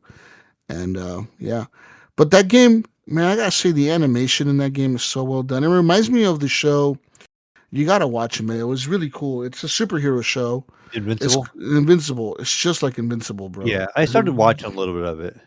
Invincible is such a good fucking show because it's like a. It reminds me of The Boys, but like more, like less like The Boys. Like it's actually like superhero shit, but kind of like The Boys, where like Uh-huh. superheroes are kind of fucked up, but the villains are also really fucked up, and like the superheroes aren't perfect, but you're like, like really like this kind of would be like this if there were superheroes in real life. Right. People would be kind of, some people would be really fucking crazy like with their powers, and some people would be really good with their powers. But yeah, that show is really good, and it reminded me a lot of that show. And I want to go back and watch that show because I think I left off in season 3 or 4, and I'm like I gotta rewatch. I'm gonna rewatch that show from the beginning because I like that show. It's a really cool show, and I recommend it to people. So yeah, and I think Dispatch can be like, if you don't want to buy this game, fine. I think it's on sale right now for $26 or $27 because of all the winter sales. It's on PlayStation. It's on sale on Steam. I've seen it for the same price on both. I think it's like $26, $27. I'm pretty sure it's on sale on Xbox. No, I don't. Well, it's not on Xbox, but It's not on Xbox, yeah. or on the Switch. But if you're on PlayStation or Steam, you can play this game for pretty cheap. But it, like, thanks to our spoilers that we just gave you, you don't want to play. You just want to watch it.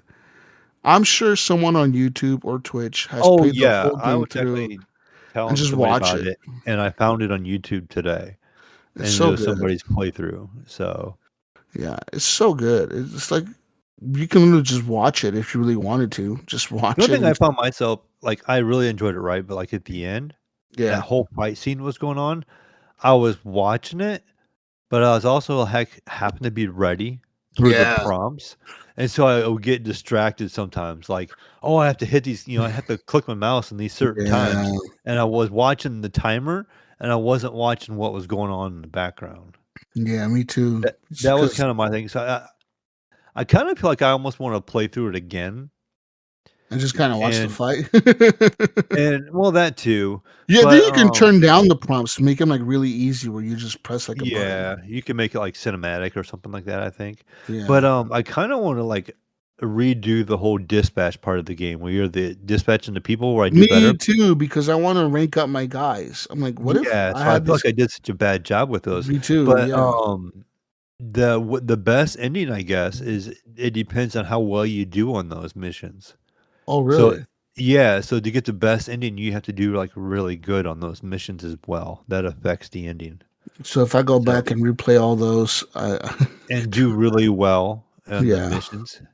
And then and everything according to what I've seen online revolves around how you romance and treat Invisigirl, yeah, right? So, like, if you want the really good ending, I think you have to, like, romance her and be, like, the best, pick all the good options for her and back up her the most and perform really, really well on the actual game part of things. Level your yeah. characters up Well, good and all that stuff. but what is the really good ending? That's what I want to know because I feel like I got a pretty good ending. I mean, dude blew himself up. No one really died. Everyone was kind of happy Yeah. in the end. My son actually I was just trying to look it up here real quick, but my son would played it, right? And he finished it, like, a couple weeks ago. And, he was telling me on his ending, that Shroud didn't even get killed. Like, Oh, really? I was like, huh. He had said, I was just talking to him about it tonight. He says he didn't kill Shroud and Visigirl stayed in his group. So I don't know what happened with Shroud. Well, I didn't kill Shroud. He blew himself up. I didn't really technically didn't Okay, so kill him. maybe that happened. Well, yeah, because technically, I mean, if you want to really be technical about it, I didn't kill him. He killed himself. He put that shit in his head. Like, you know what I mean? Like really, I just gave him the choice. He just made the choice and he blew himself up. I mean, did I kill him? I don't think I did. I may have put the gun in his hand and put a bullet in there and said, "Go ahead, put it to your head and pull the trigger." And he shot himself. But like, I didn't do it. It wasn't me, Mayo. I don't know. All right. So yeah, there's different. There's That's a best ending for Blonde Blazer romance variant, and then yeah. there's a bad ending, and then there's a worst ending with no romance. Oh, and neither. Yeah. So I know there's one thing where it said you could like keep things like strictly professional with both of them, With everyone. Yeah. and it has a different ending as well. Yeah. Oh, okay. Yeah. And then I got like I said in the end, yeah, it was cool, man. I had the mecha suit. I was fighting everyone, and then yeah, shit was popping, and then the big dude showed up. The Hawaiian guy showed up. He was fighting people. Yeah, I like that character. He was cool. Yeah. And Oh, then the ultimate question, okay? The green toxic guy. When you guys knock him out and his junk is hanging out, did you put it away or did you have her? I had her put it away. Yeah, same. I was like, I ain't touching that dude's dick. Just put it away. I'm like, no, fuck you. You put it away. Like, I ain't doing Yeah. that shit. And it said like me and 65% or Yeah, 75%. It was her. I was laughing when I saw that option. I'm like, that's fucking funny. I'm that like, what the heck? Most people chose her to do it. And I thought it was funny how they chose like Punch Up to go after him at the end. The little short guy. Yeah, the little short guy hit him in the dick. He's like, I got the guy just for you. Yeah, the game was cool. It had cool moments. It had funny moments. It had emotional moments, sad moments, and it was well done. And I commend them for doing it. It sucks that they didn't come into it planning a season 2 because they Yeah. didn't know how well it would do. I'm hoping that because it did so well, or because it, just the hype it got around it during the time it was, out or coming out. I hope they do work a season 2. The shitty part is though, Mayo, like if these guys start working on season 2 like now, it's not gonna be done for like a long time because it took him like years to do this like this game. Right. Like from what I'm understanding, it took him like 5 years to make this one season. 8 episodes took him that long because They of the voice. all felt pretty quick, right? Like the game itself is probably what? Like 5 hours, 6 hours Yeah, maybe. Like yeah. it's not that long. Some of the episodes were like 40 minutes, 30 minutes long. Like they weren't long at all. So I'm like, if it took him that long to make first season, like maybe because of the funding, maybe they'll have more funding now because of how successful it was. Yeah, that's true. I hope season 2 comes out quicker. If they do make it, I just hope it doesn't come out like 4 years from now, where I'm like, I forgot what happened in the game. I don't know what the fuck happened. Yeah, that's kind of essential, like the right? hype, Like, the hype has hype. The hype died down. Everyone forgot about it. It's like, does it really matter anymore? Do we want to play this now? right. Like, yeah. It's I remember that game back in when I had a PS5, back that hobo machine. Now that the that's stupid. PS7's out. Yeah, exactly. Yeah, like we'll be playing on PS7 Pro and we're talking about a game that came out on the PS5 and you're like, what the fuck? Like, remember that? Remember that?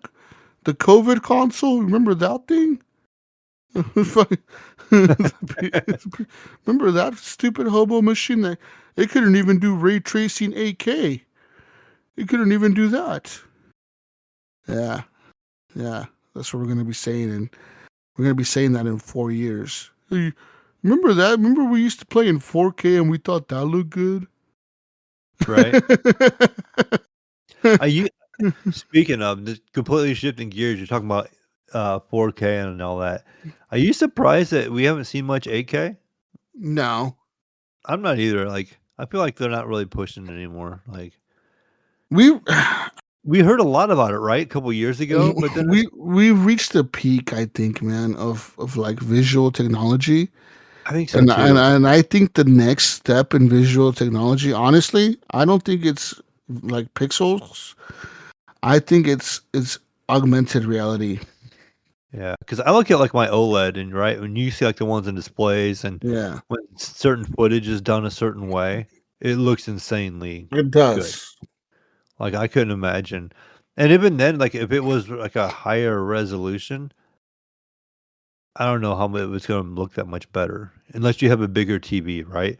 But TVs Yeah, are already getting so big. Like I don't see, not everybody can hang up 100-inch TV. yeah. Not just that, but like I mean, right now, like in this bedroom, there's a 70-inch TV, and it's fucking like it takes up a big portion of my wall, dude. Yeah. So it's like, and like we have like a 75-inch in the living room, and it's like I'm like 100-inch TV. The thing would like would it fit there? Would like like no, I don't think it would fit. I and don't so I know. don't, I don't think I can notice a big jump if you do like say like a 65-inch 8K TV. It's not gonna look much different than 4K because I mean, yeah, the basically your pixels are gonna be closer together.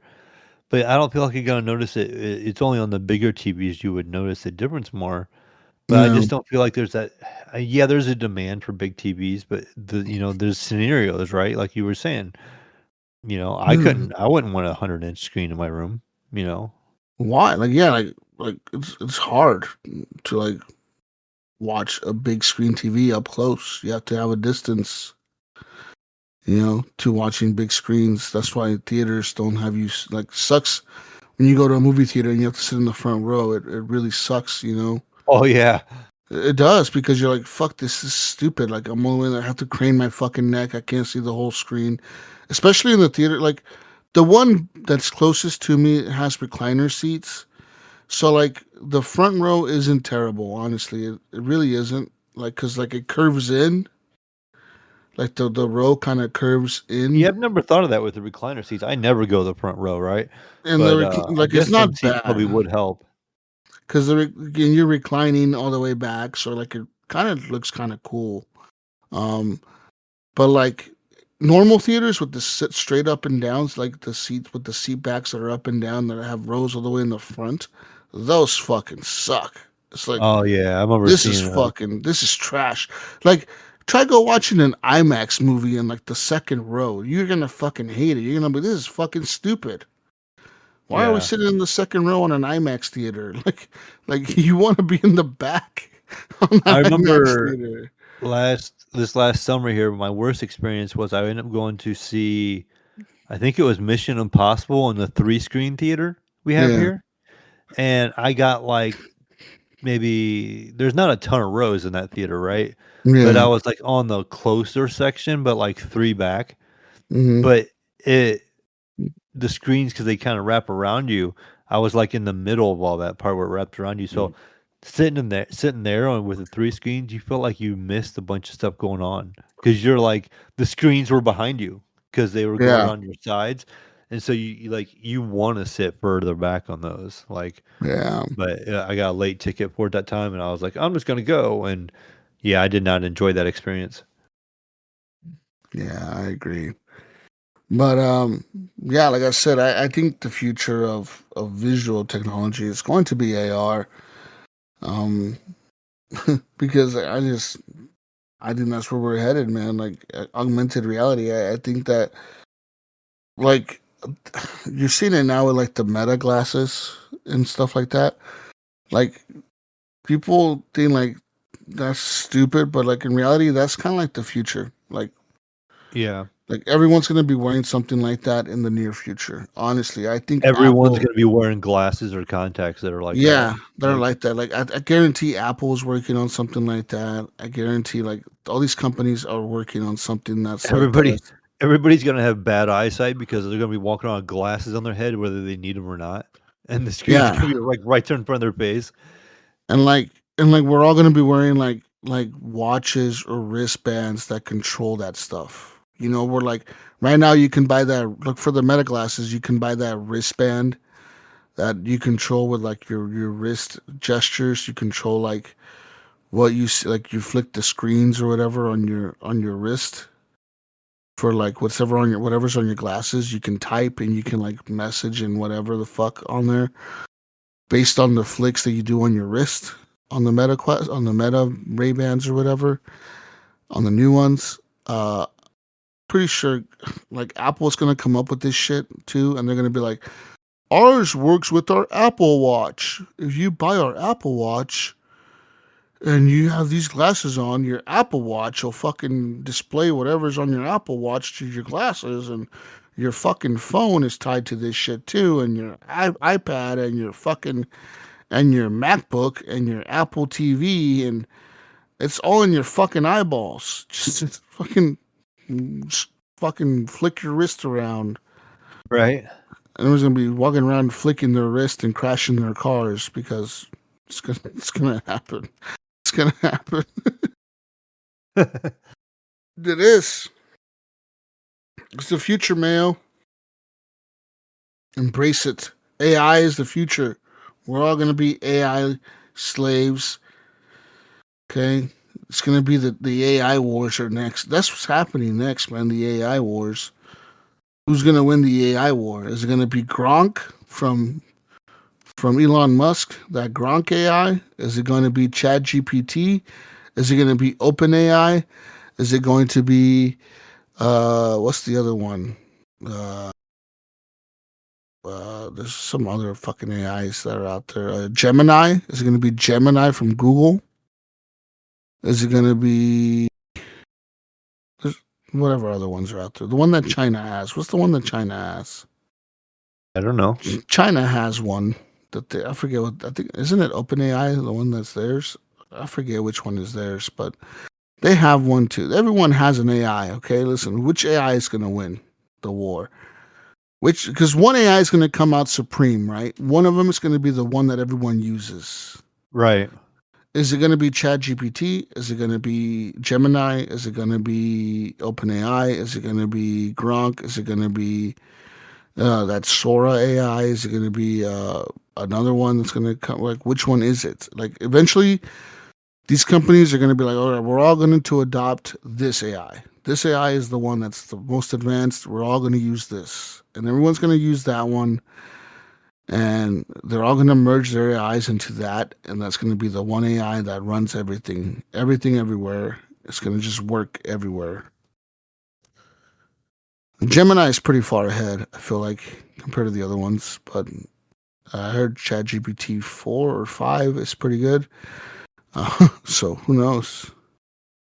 And then China apparently has their AI that can like run on less hardware and be faster than the other AIs in some aspects.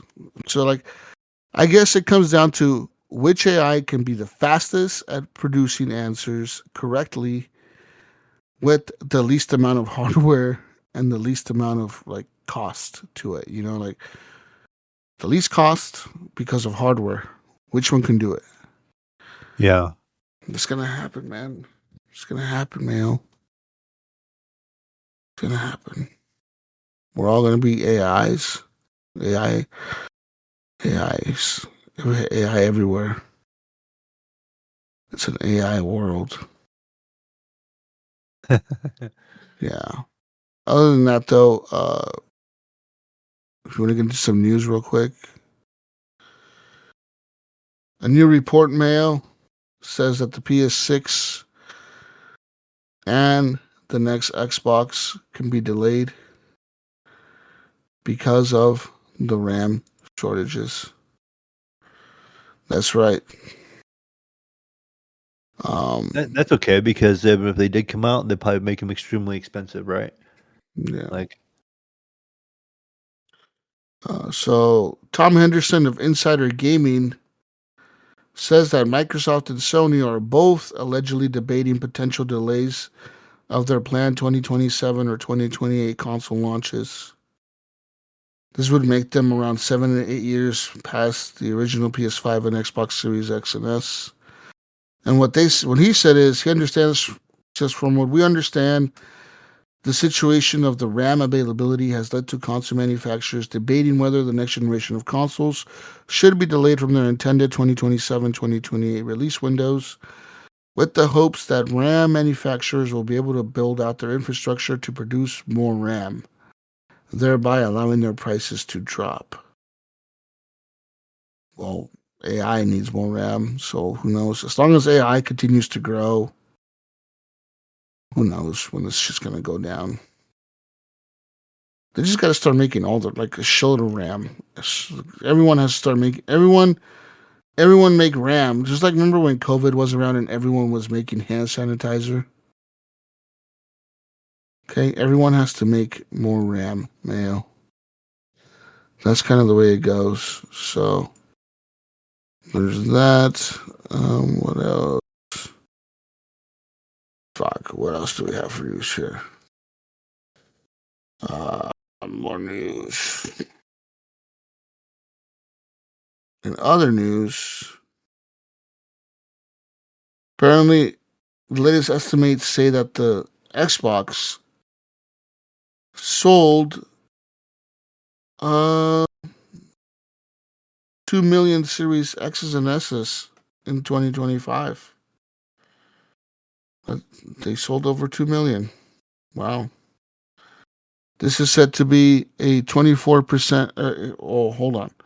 This is said to be a 45% drop from last year, Mayo. That's right. wow. Apparently, last year the Xbox sold 4.79 million units. This year they sold only over 2 million. In comparison, Mayo, the Nintendo Switch 2, okay, sold 12.4 million units this year. And the PS5, guess how many they sold this year? This year, Oh, that's a big number. It's huge. Compared the to the Switch 2 was, Xbox, you said 12, yeah, 20? way more than that. Oh, really? Way more. PS5 sold over 86 million units this year. Wow, that is a lot. That's a lot. Oh wait, no, that's lifetime. That's lifetime. What I I'm say looking that at sounded here. like a lot for 1 year. Lifetime 86. Oh, Xbox is sitting at 34 million units now for lifetime. Switch 2 is sitting at 12.4 for lifetime, which is since June, that's pretty good.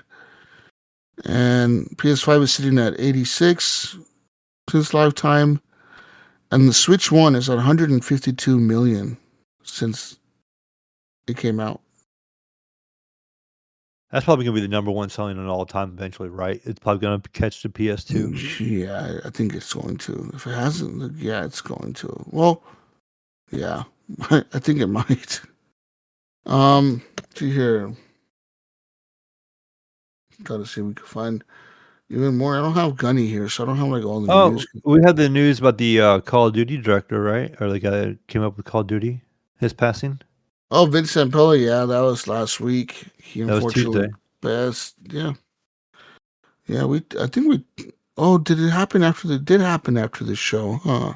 I think it did, yeah. Yeah, it did happen after the show. Unfortunately, Vincent Pella, one of the founders of, well, yeah, one of the founders of Infinity Ward, which is a studio for Call of Duty, passed away last week, unfortunately, in a car accident. Pretty sad because he was the guy that was leading the Battlefield 6 studios now. He created Respawn Entertainment as well. Which was the they made Titanfall, and they found Apex Legends. They're the ones that made that battle royale, which is pretty popular, or was. I don't know if it still is. Um, yeah, man. I mean, if you think about the last like 20 years of good shooters, a lot of them have to do with Vincent Pella. Yeah. Like a lot. Like I'm talking like so many of them are because of him. I mean, we're talking even back to Medal of Honor when Medal of Honor was a thing. Like in the early 2000s. That was all him.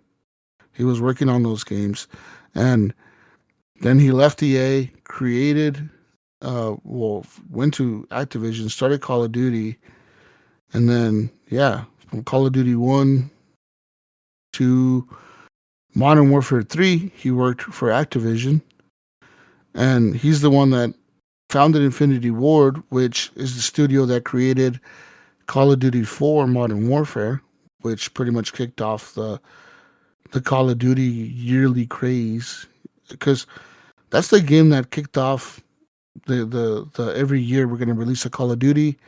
Every year they're gonna sell like fucking crazy. That's the game that kicked it all off, dude. Was Modern Warfare, the first one, in 2007. And then Modern Warfare 3 came out. He had some issues with Activision. He left. He sued them for not paying him royalties or something. They paid him an undisclosed amount in a settlement. And then he founded Titanfall, or Respawn, which came out with Titanfall on the original Xbox One, which was fucking awesome. That game was cool. And then then they came out with Apex Legends, and then they got bought out by EA. Then they came out with Apex Legends and Titanfall 2.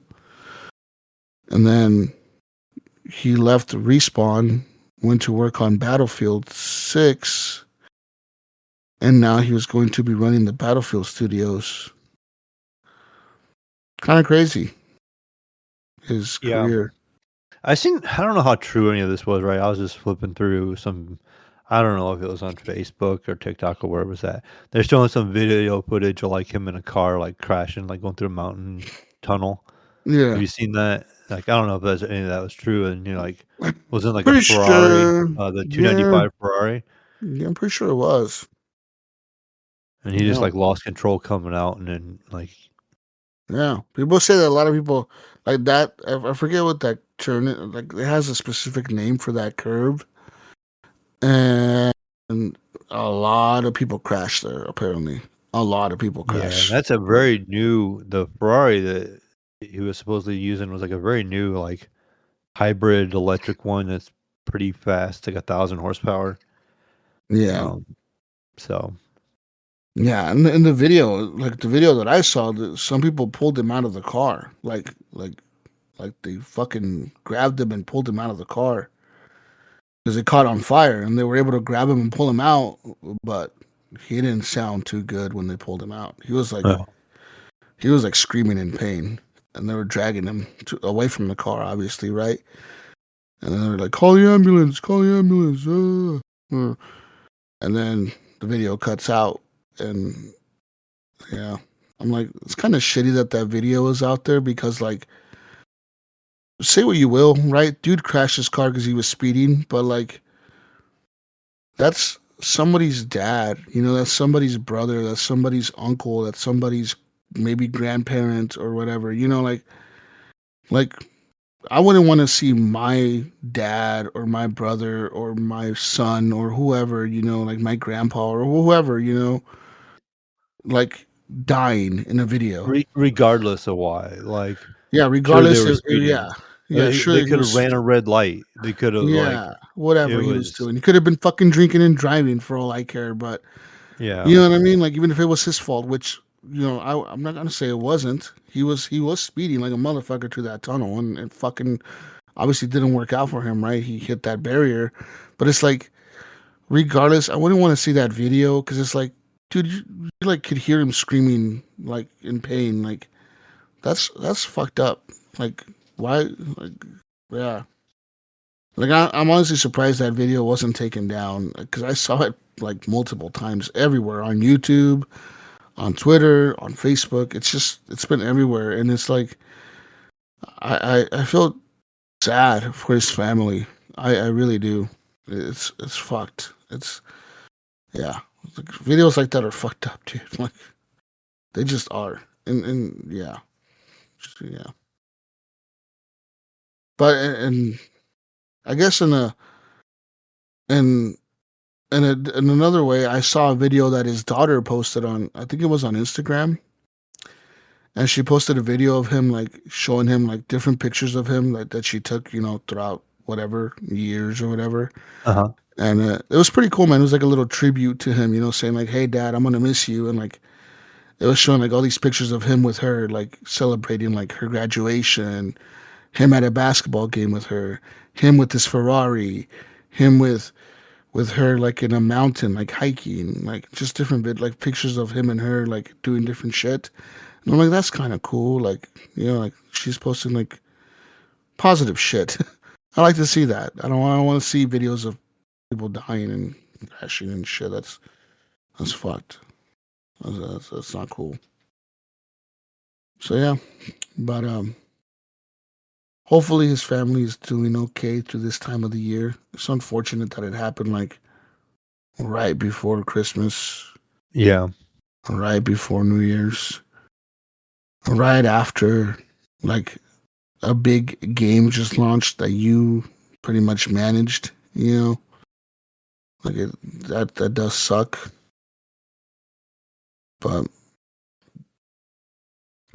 I guess it's life, Mayo. Things happen, right? Yeah. Um, but yeah. In other news, 007 Mayo has been delayed.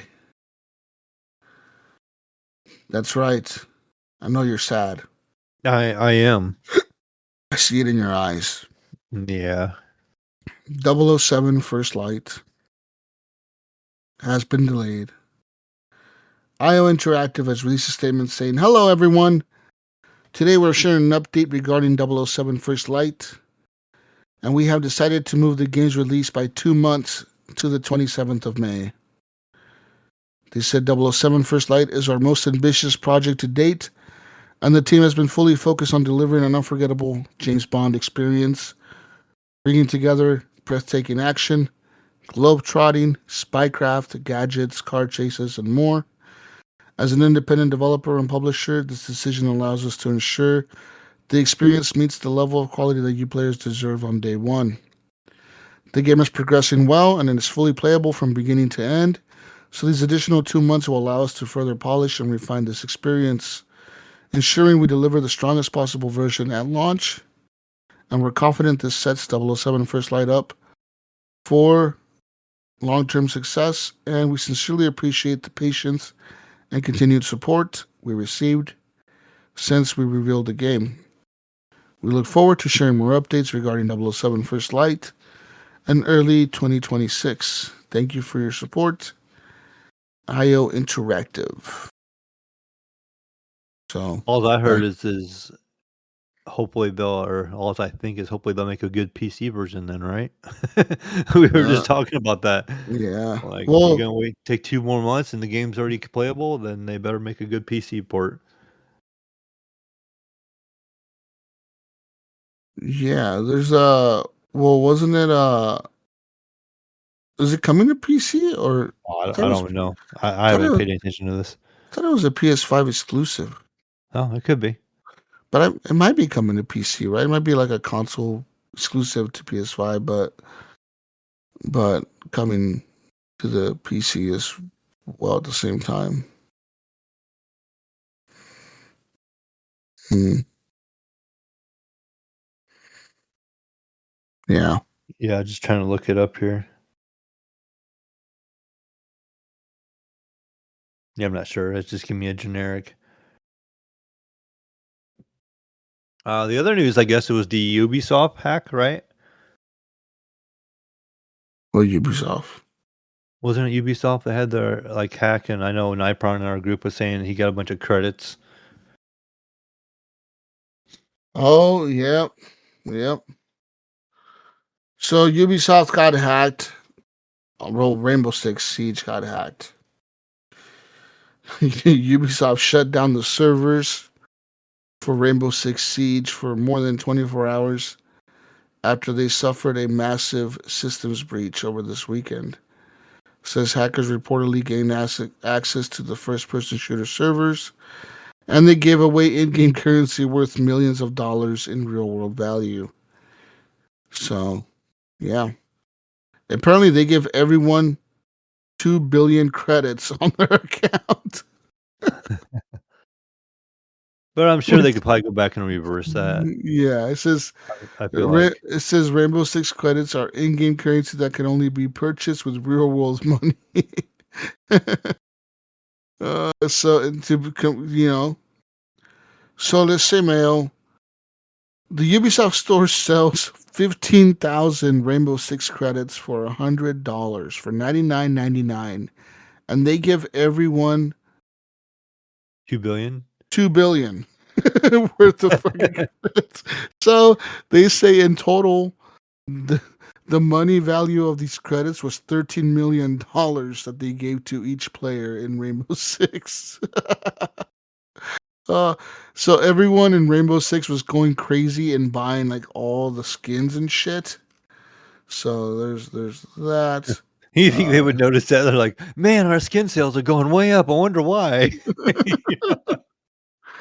Apparently, they also banned a bunch of people, and they unbanned a bunch of people that were banned. So people that had their Oh, accounts gosh. banned How do you fix were, that? Like, you were can't fix that one, unbanned. right? Like,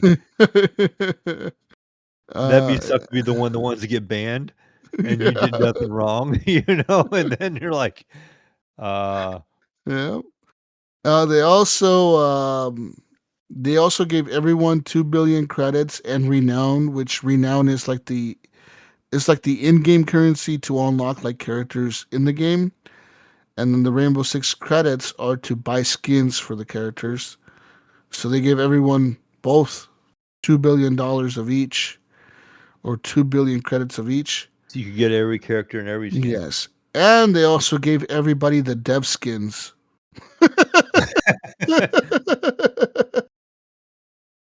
Oh, fuck. Oh man. They're gonna do it. They're gonna do it right, I guess, right? Yep.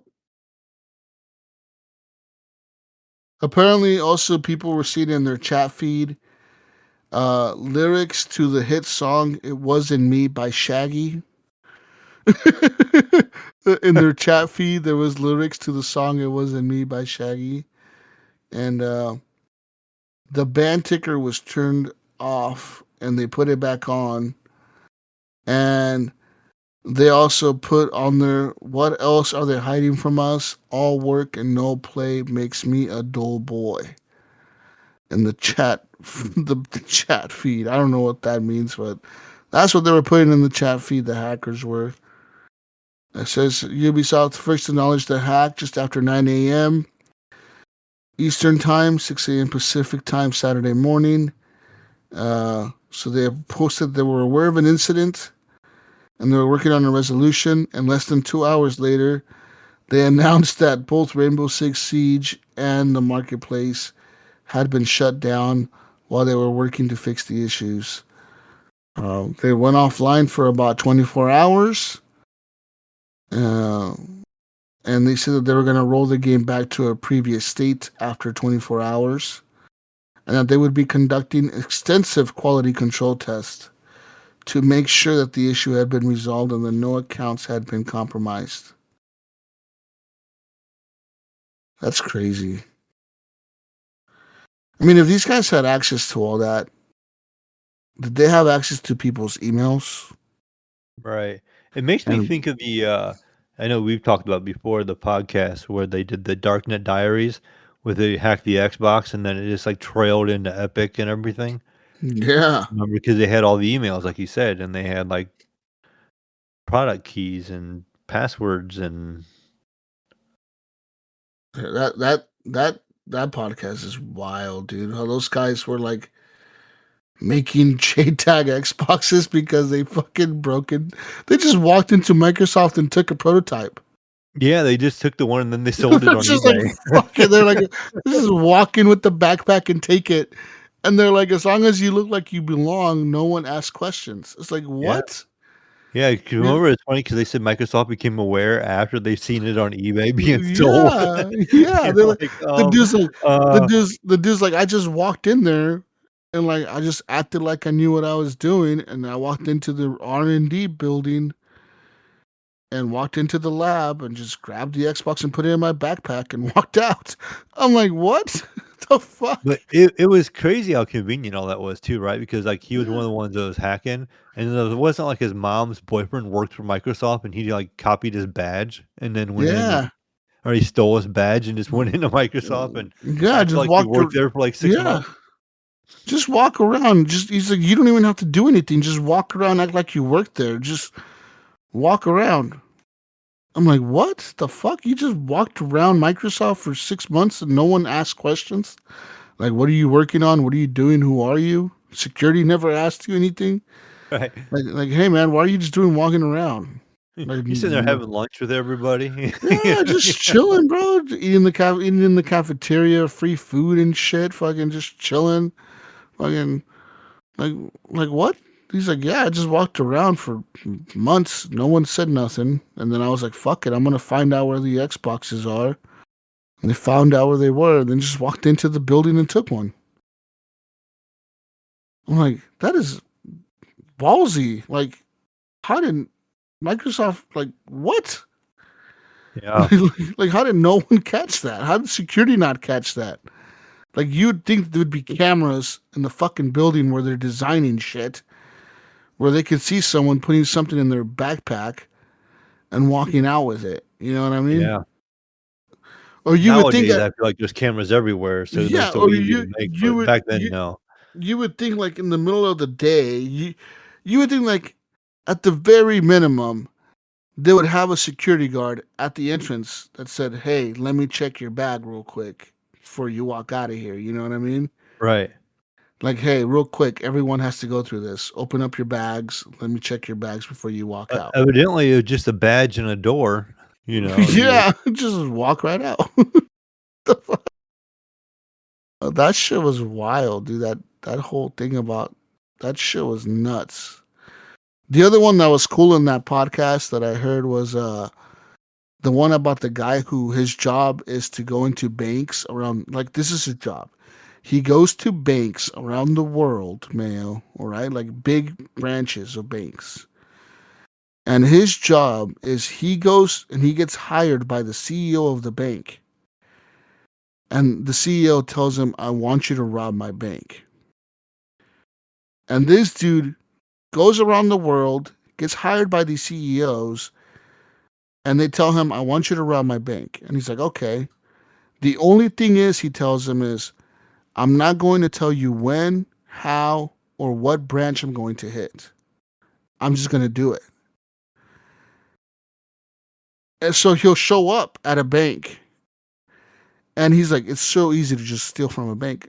And then he like talks about it on the podcast. He's like, yep. He's like, I'll just walk in and I'll act like I'm a city worker, and they'll just let me in the back. And once I get in the back, I stick a USB stick in somebody's laptop. Once I have that, now I have access to their computer. Now I can see what they're doing. I can see codes. I can see emails. I can ask the manager, like, I can spoof somebody's email and send the manager an email asking for the code to the vault because of whatever reason. And then I'll reset the code to the vault. And then I'll go in there again the next day and just steal shit from the vault. And he does it know. like millions of dollars, dude. Like you said, one bank, he was able to steal like like fucking $15 million, and he just walked out. And then he took the money to the CEO. And he's like, hey, here you go. Hey man, your bank's pretty easy to break into and steal the money from. Oh, and, wow. and like his job is to tell them how he did it. Like he'll like go through it and he'll tell them like, okay, this is what I did. This is what you guys need to improve on your security. Like, don't just let anybody walk in that has like a city worker badge or something, or like, Right.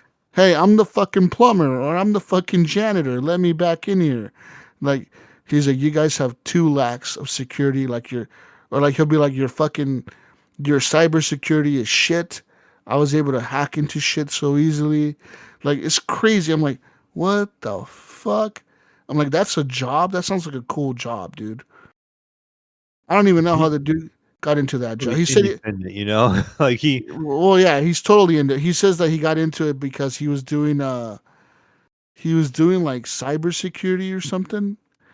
And then he was like, I realized how like all these banks run on like old ass like hardware and software. Like he's like most banks around the world are using like 90s and early 2000s computers. He's like people don't realize it, but like some of these companies run on like fucking Windows 99 and shit. right? He's like, so I'll go into these banks and I'll fucking steal all their shit. I'll like wire transfer $40 million to an account, and then I'll fucking walk out, and then no one knows what happened to $40 million. No one even knows that I stole $40 million. It's fucking nuts. I'm like, that is crazy. It's like it sounds like a James Bond movie or something, dude. I'm like, this motherfucker is crazy, but that's his job. Like, he's like, yeah, it's what I do. He's like, I'm a professional criminal. Like, it's my and like the crazy part is like when he does it, like he goes to the CEOs and tells them what he did, he doesn't get in trouble for it. Like Right, because even they can use that as a preventative. yeah, like even though he stole like fucking millions of dollars, they're just like, oh, okay, okay, give us the money back. Okay, here you go. Here's your payment. And like, yeah, I'm like, that is fucking crazy, dude. Like, go around the world stealing people's money and tell them how to hide it better. Right. It's like crazy to me. That sounds like a like a crazy job, like a cool job though, but kind of crazy. But yeah, um, yeah, that podcast is cool. There's a lot of good podcasts out there that like talk about crazy shit like that, like people that have some weird jobs, dude. But I don't know, man. That's all I have for news. I don't, Yeah, I guess all I have too. yeah, like there's nothing else really. I mean, I guess it's usually the usual, right? For the end of the year, like news kind of completely dies down on everything. Yeah. And then come January, that's when we start getting all that. Oh, this game's going to be delayed, or this game's being released at this time. Usually January is when like Ubisoft comes out, and they're like, "Oh yeah, that game we're releasing in March. We're not going to release it in March. It's releasing in like the fall, you know, Yeah. or they'll push it to like the next fiscal year, you know, because like isn't it like April or March, like the last quarter of the year for the fiscal year? So they like push it to the next fiscal year or whatever. So they usually end up doing all that shit around this time of year. So yeah.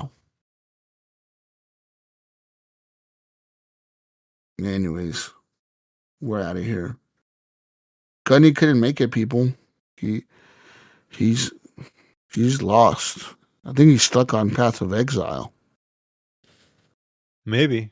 I have to go in there and save him. I have to go in there and save him. No, no, no, no, man. No, get away, man. Get out.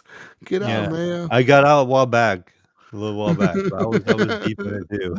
But yeah, maybe I'll Yeah. go back in and save him, and he'll trap me in there again. Find Gunny Chief on everything as Gunny Chief, as HGP Gunny on PlayStation, as Gunny Chief on Steam, as Gunny Chief on Discord. Find where can we find you, man? You can find me pretty much on Discord as the Mayo. You can see me on PS5, Xbox as the Mayo 1 or the Mayo. I think Xbox I have like some weird numbers behind it because I had to have it switched at one point. But just find me on Discord. So that's easiest place. Did the Mayo get banned somehow? No, like back when they redid all that stuff back in like a couple years ago, Yeah. like I had to redo mine for some reason, and then they added Really? numbers to the back of mine. Yeah. Well, because it could be another the Mayo, but he'll just have like different numbers behind his, Yeah. which is stupid. I don't like that. I don't want to be the But it's only not like my Jesus. my Xbox account wasn't real old anyways, right? 'Cause, like, I Yeah. wasn't into Xbox gaming as long as I was, like, on Steam and stuff like that. So, Still, I want to be the only Jesus walks lot on Xbox. I get it. Like, yeah, man. Yeah, I can't have imposters out there. Listen, No. sometimes I play Battlefield and I'll run into like another Jesus. It'll be like El Jesus or Jesus something or Jesus whatever, and I'm like, you're a fake, you goddamn imposter. You fucking you faker. I feel the same way when I see Mayo's on there. I've seen Mayos on Battlefield. There's another Mayo on there that he's pretty regularly on Battlefield because I've seen him more than once, and it always reminds me of you, Mayo. It always does. But his gamer tag is different. It's not Mayo. It's just something else. It's like Real Mayo or something like that. Real Mayo or Mayo Real, something like that. Something with like being real mayonnaise or some shit. But it's Mayo, real Mayo or something. I've seen it. I've seen it on the fucking battlefields, right? So either he's either a PlayStation, an Xboxer, or a PCer. I'm thinking he's a PC guy. But I've seen him on there. I've also seen him on Call of Duty. I've seen Mayos on Call of Duty. And I'm like, oh man, what the fuck's all these Mayos everywhere? And I've never seen so many Mayos in my life. They're everywhere. But anyways, you can find me on everything as Jesus Walks Lot.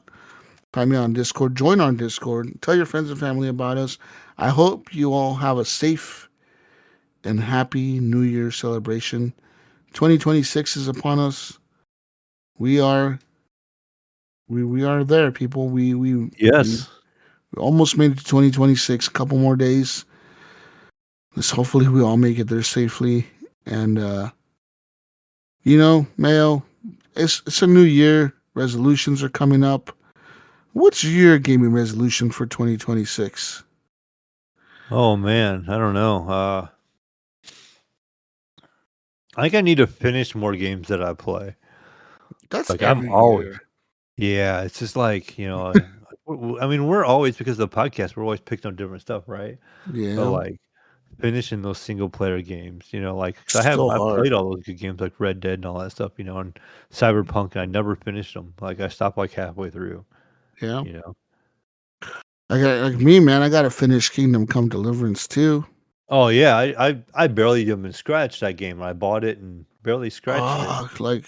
Like so many games I got to finish, and then the list never ends. It just keeps growing, and then more shit comes out, and more shit comes out, and the problem with all these games, they all want all your time. They all got like these fucking battle passes and shit that requires you to play them at a certain time. It's like, God, can I just not deal with that? Can I just be normal? Can I be normal, man? My resolution is to play GTA 6. There you go. Hopefully, I'm able to do it next year. I don't know. We'll see. Anyways, we're out of here, people. Hopefully, your gaming resolution is good. And I think next week we should do a game of the year. Like, what was our favorite game of 2025? I think we should do that next time when Yeah, Gunny's here. we had that really good one that one year. We did like a 7-hour episode. Oh, that was crazy. We ain't gonna do all that. We It's like, had the doc, the Google Doc that oh we man, had. we had spreadsheets, we had Yeah. documents, we had like fucking stats. Oh man, it was wild. We had arguments. Yeah. That was a good. Control game of the year that year. Oh, they did. Control was a good game. Anyways, we're out of here. Peace out, Brussels sprouts. Hopefully you have a good 2025, 2026 New Year celebration and stay safe. We'll see you next time on the Horrible Gamers Podcast. 2026, new year, new us, new HGP. That's right. We're out of here. Bye, everyone.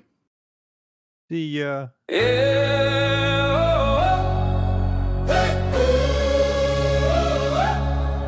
of the year, load up the love, laugh in the lobby again. We made it here together. Fireworks on our faces, screens glow, hearts sing.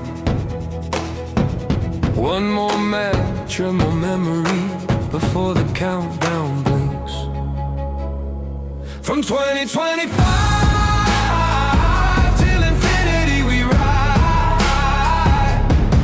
Every loss, every win, sitting side by side. Jesus walks alive with that calm in his voice. Gunny Chief cracks a joke, makes the rage quits a choice. Mayo stirs the chaos, spill spice on the chat. 3 names, 1 family, yeah, it's bigger than the stats. From 2025 till infinity we stay. The horrible gamers laughing all the pain away. Raise your hands, raise your mics, hear the marching hearts align. New year in our headset, same crew on the same front line. Here's to every late night, every just one more. Every friend we haven't met yet, waiting at the door. Kick drums like fireworks marching through the years. We respond, we regroup, we respond, we cheer.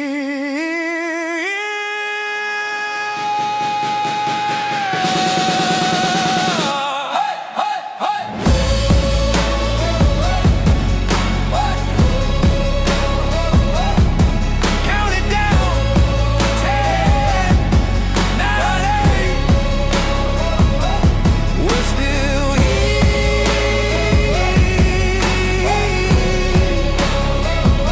We'll still be here.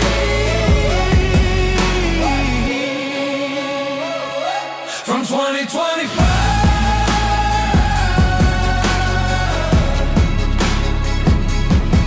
till infinity.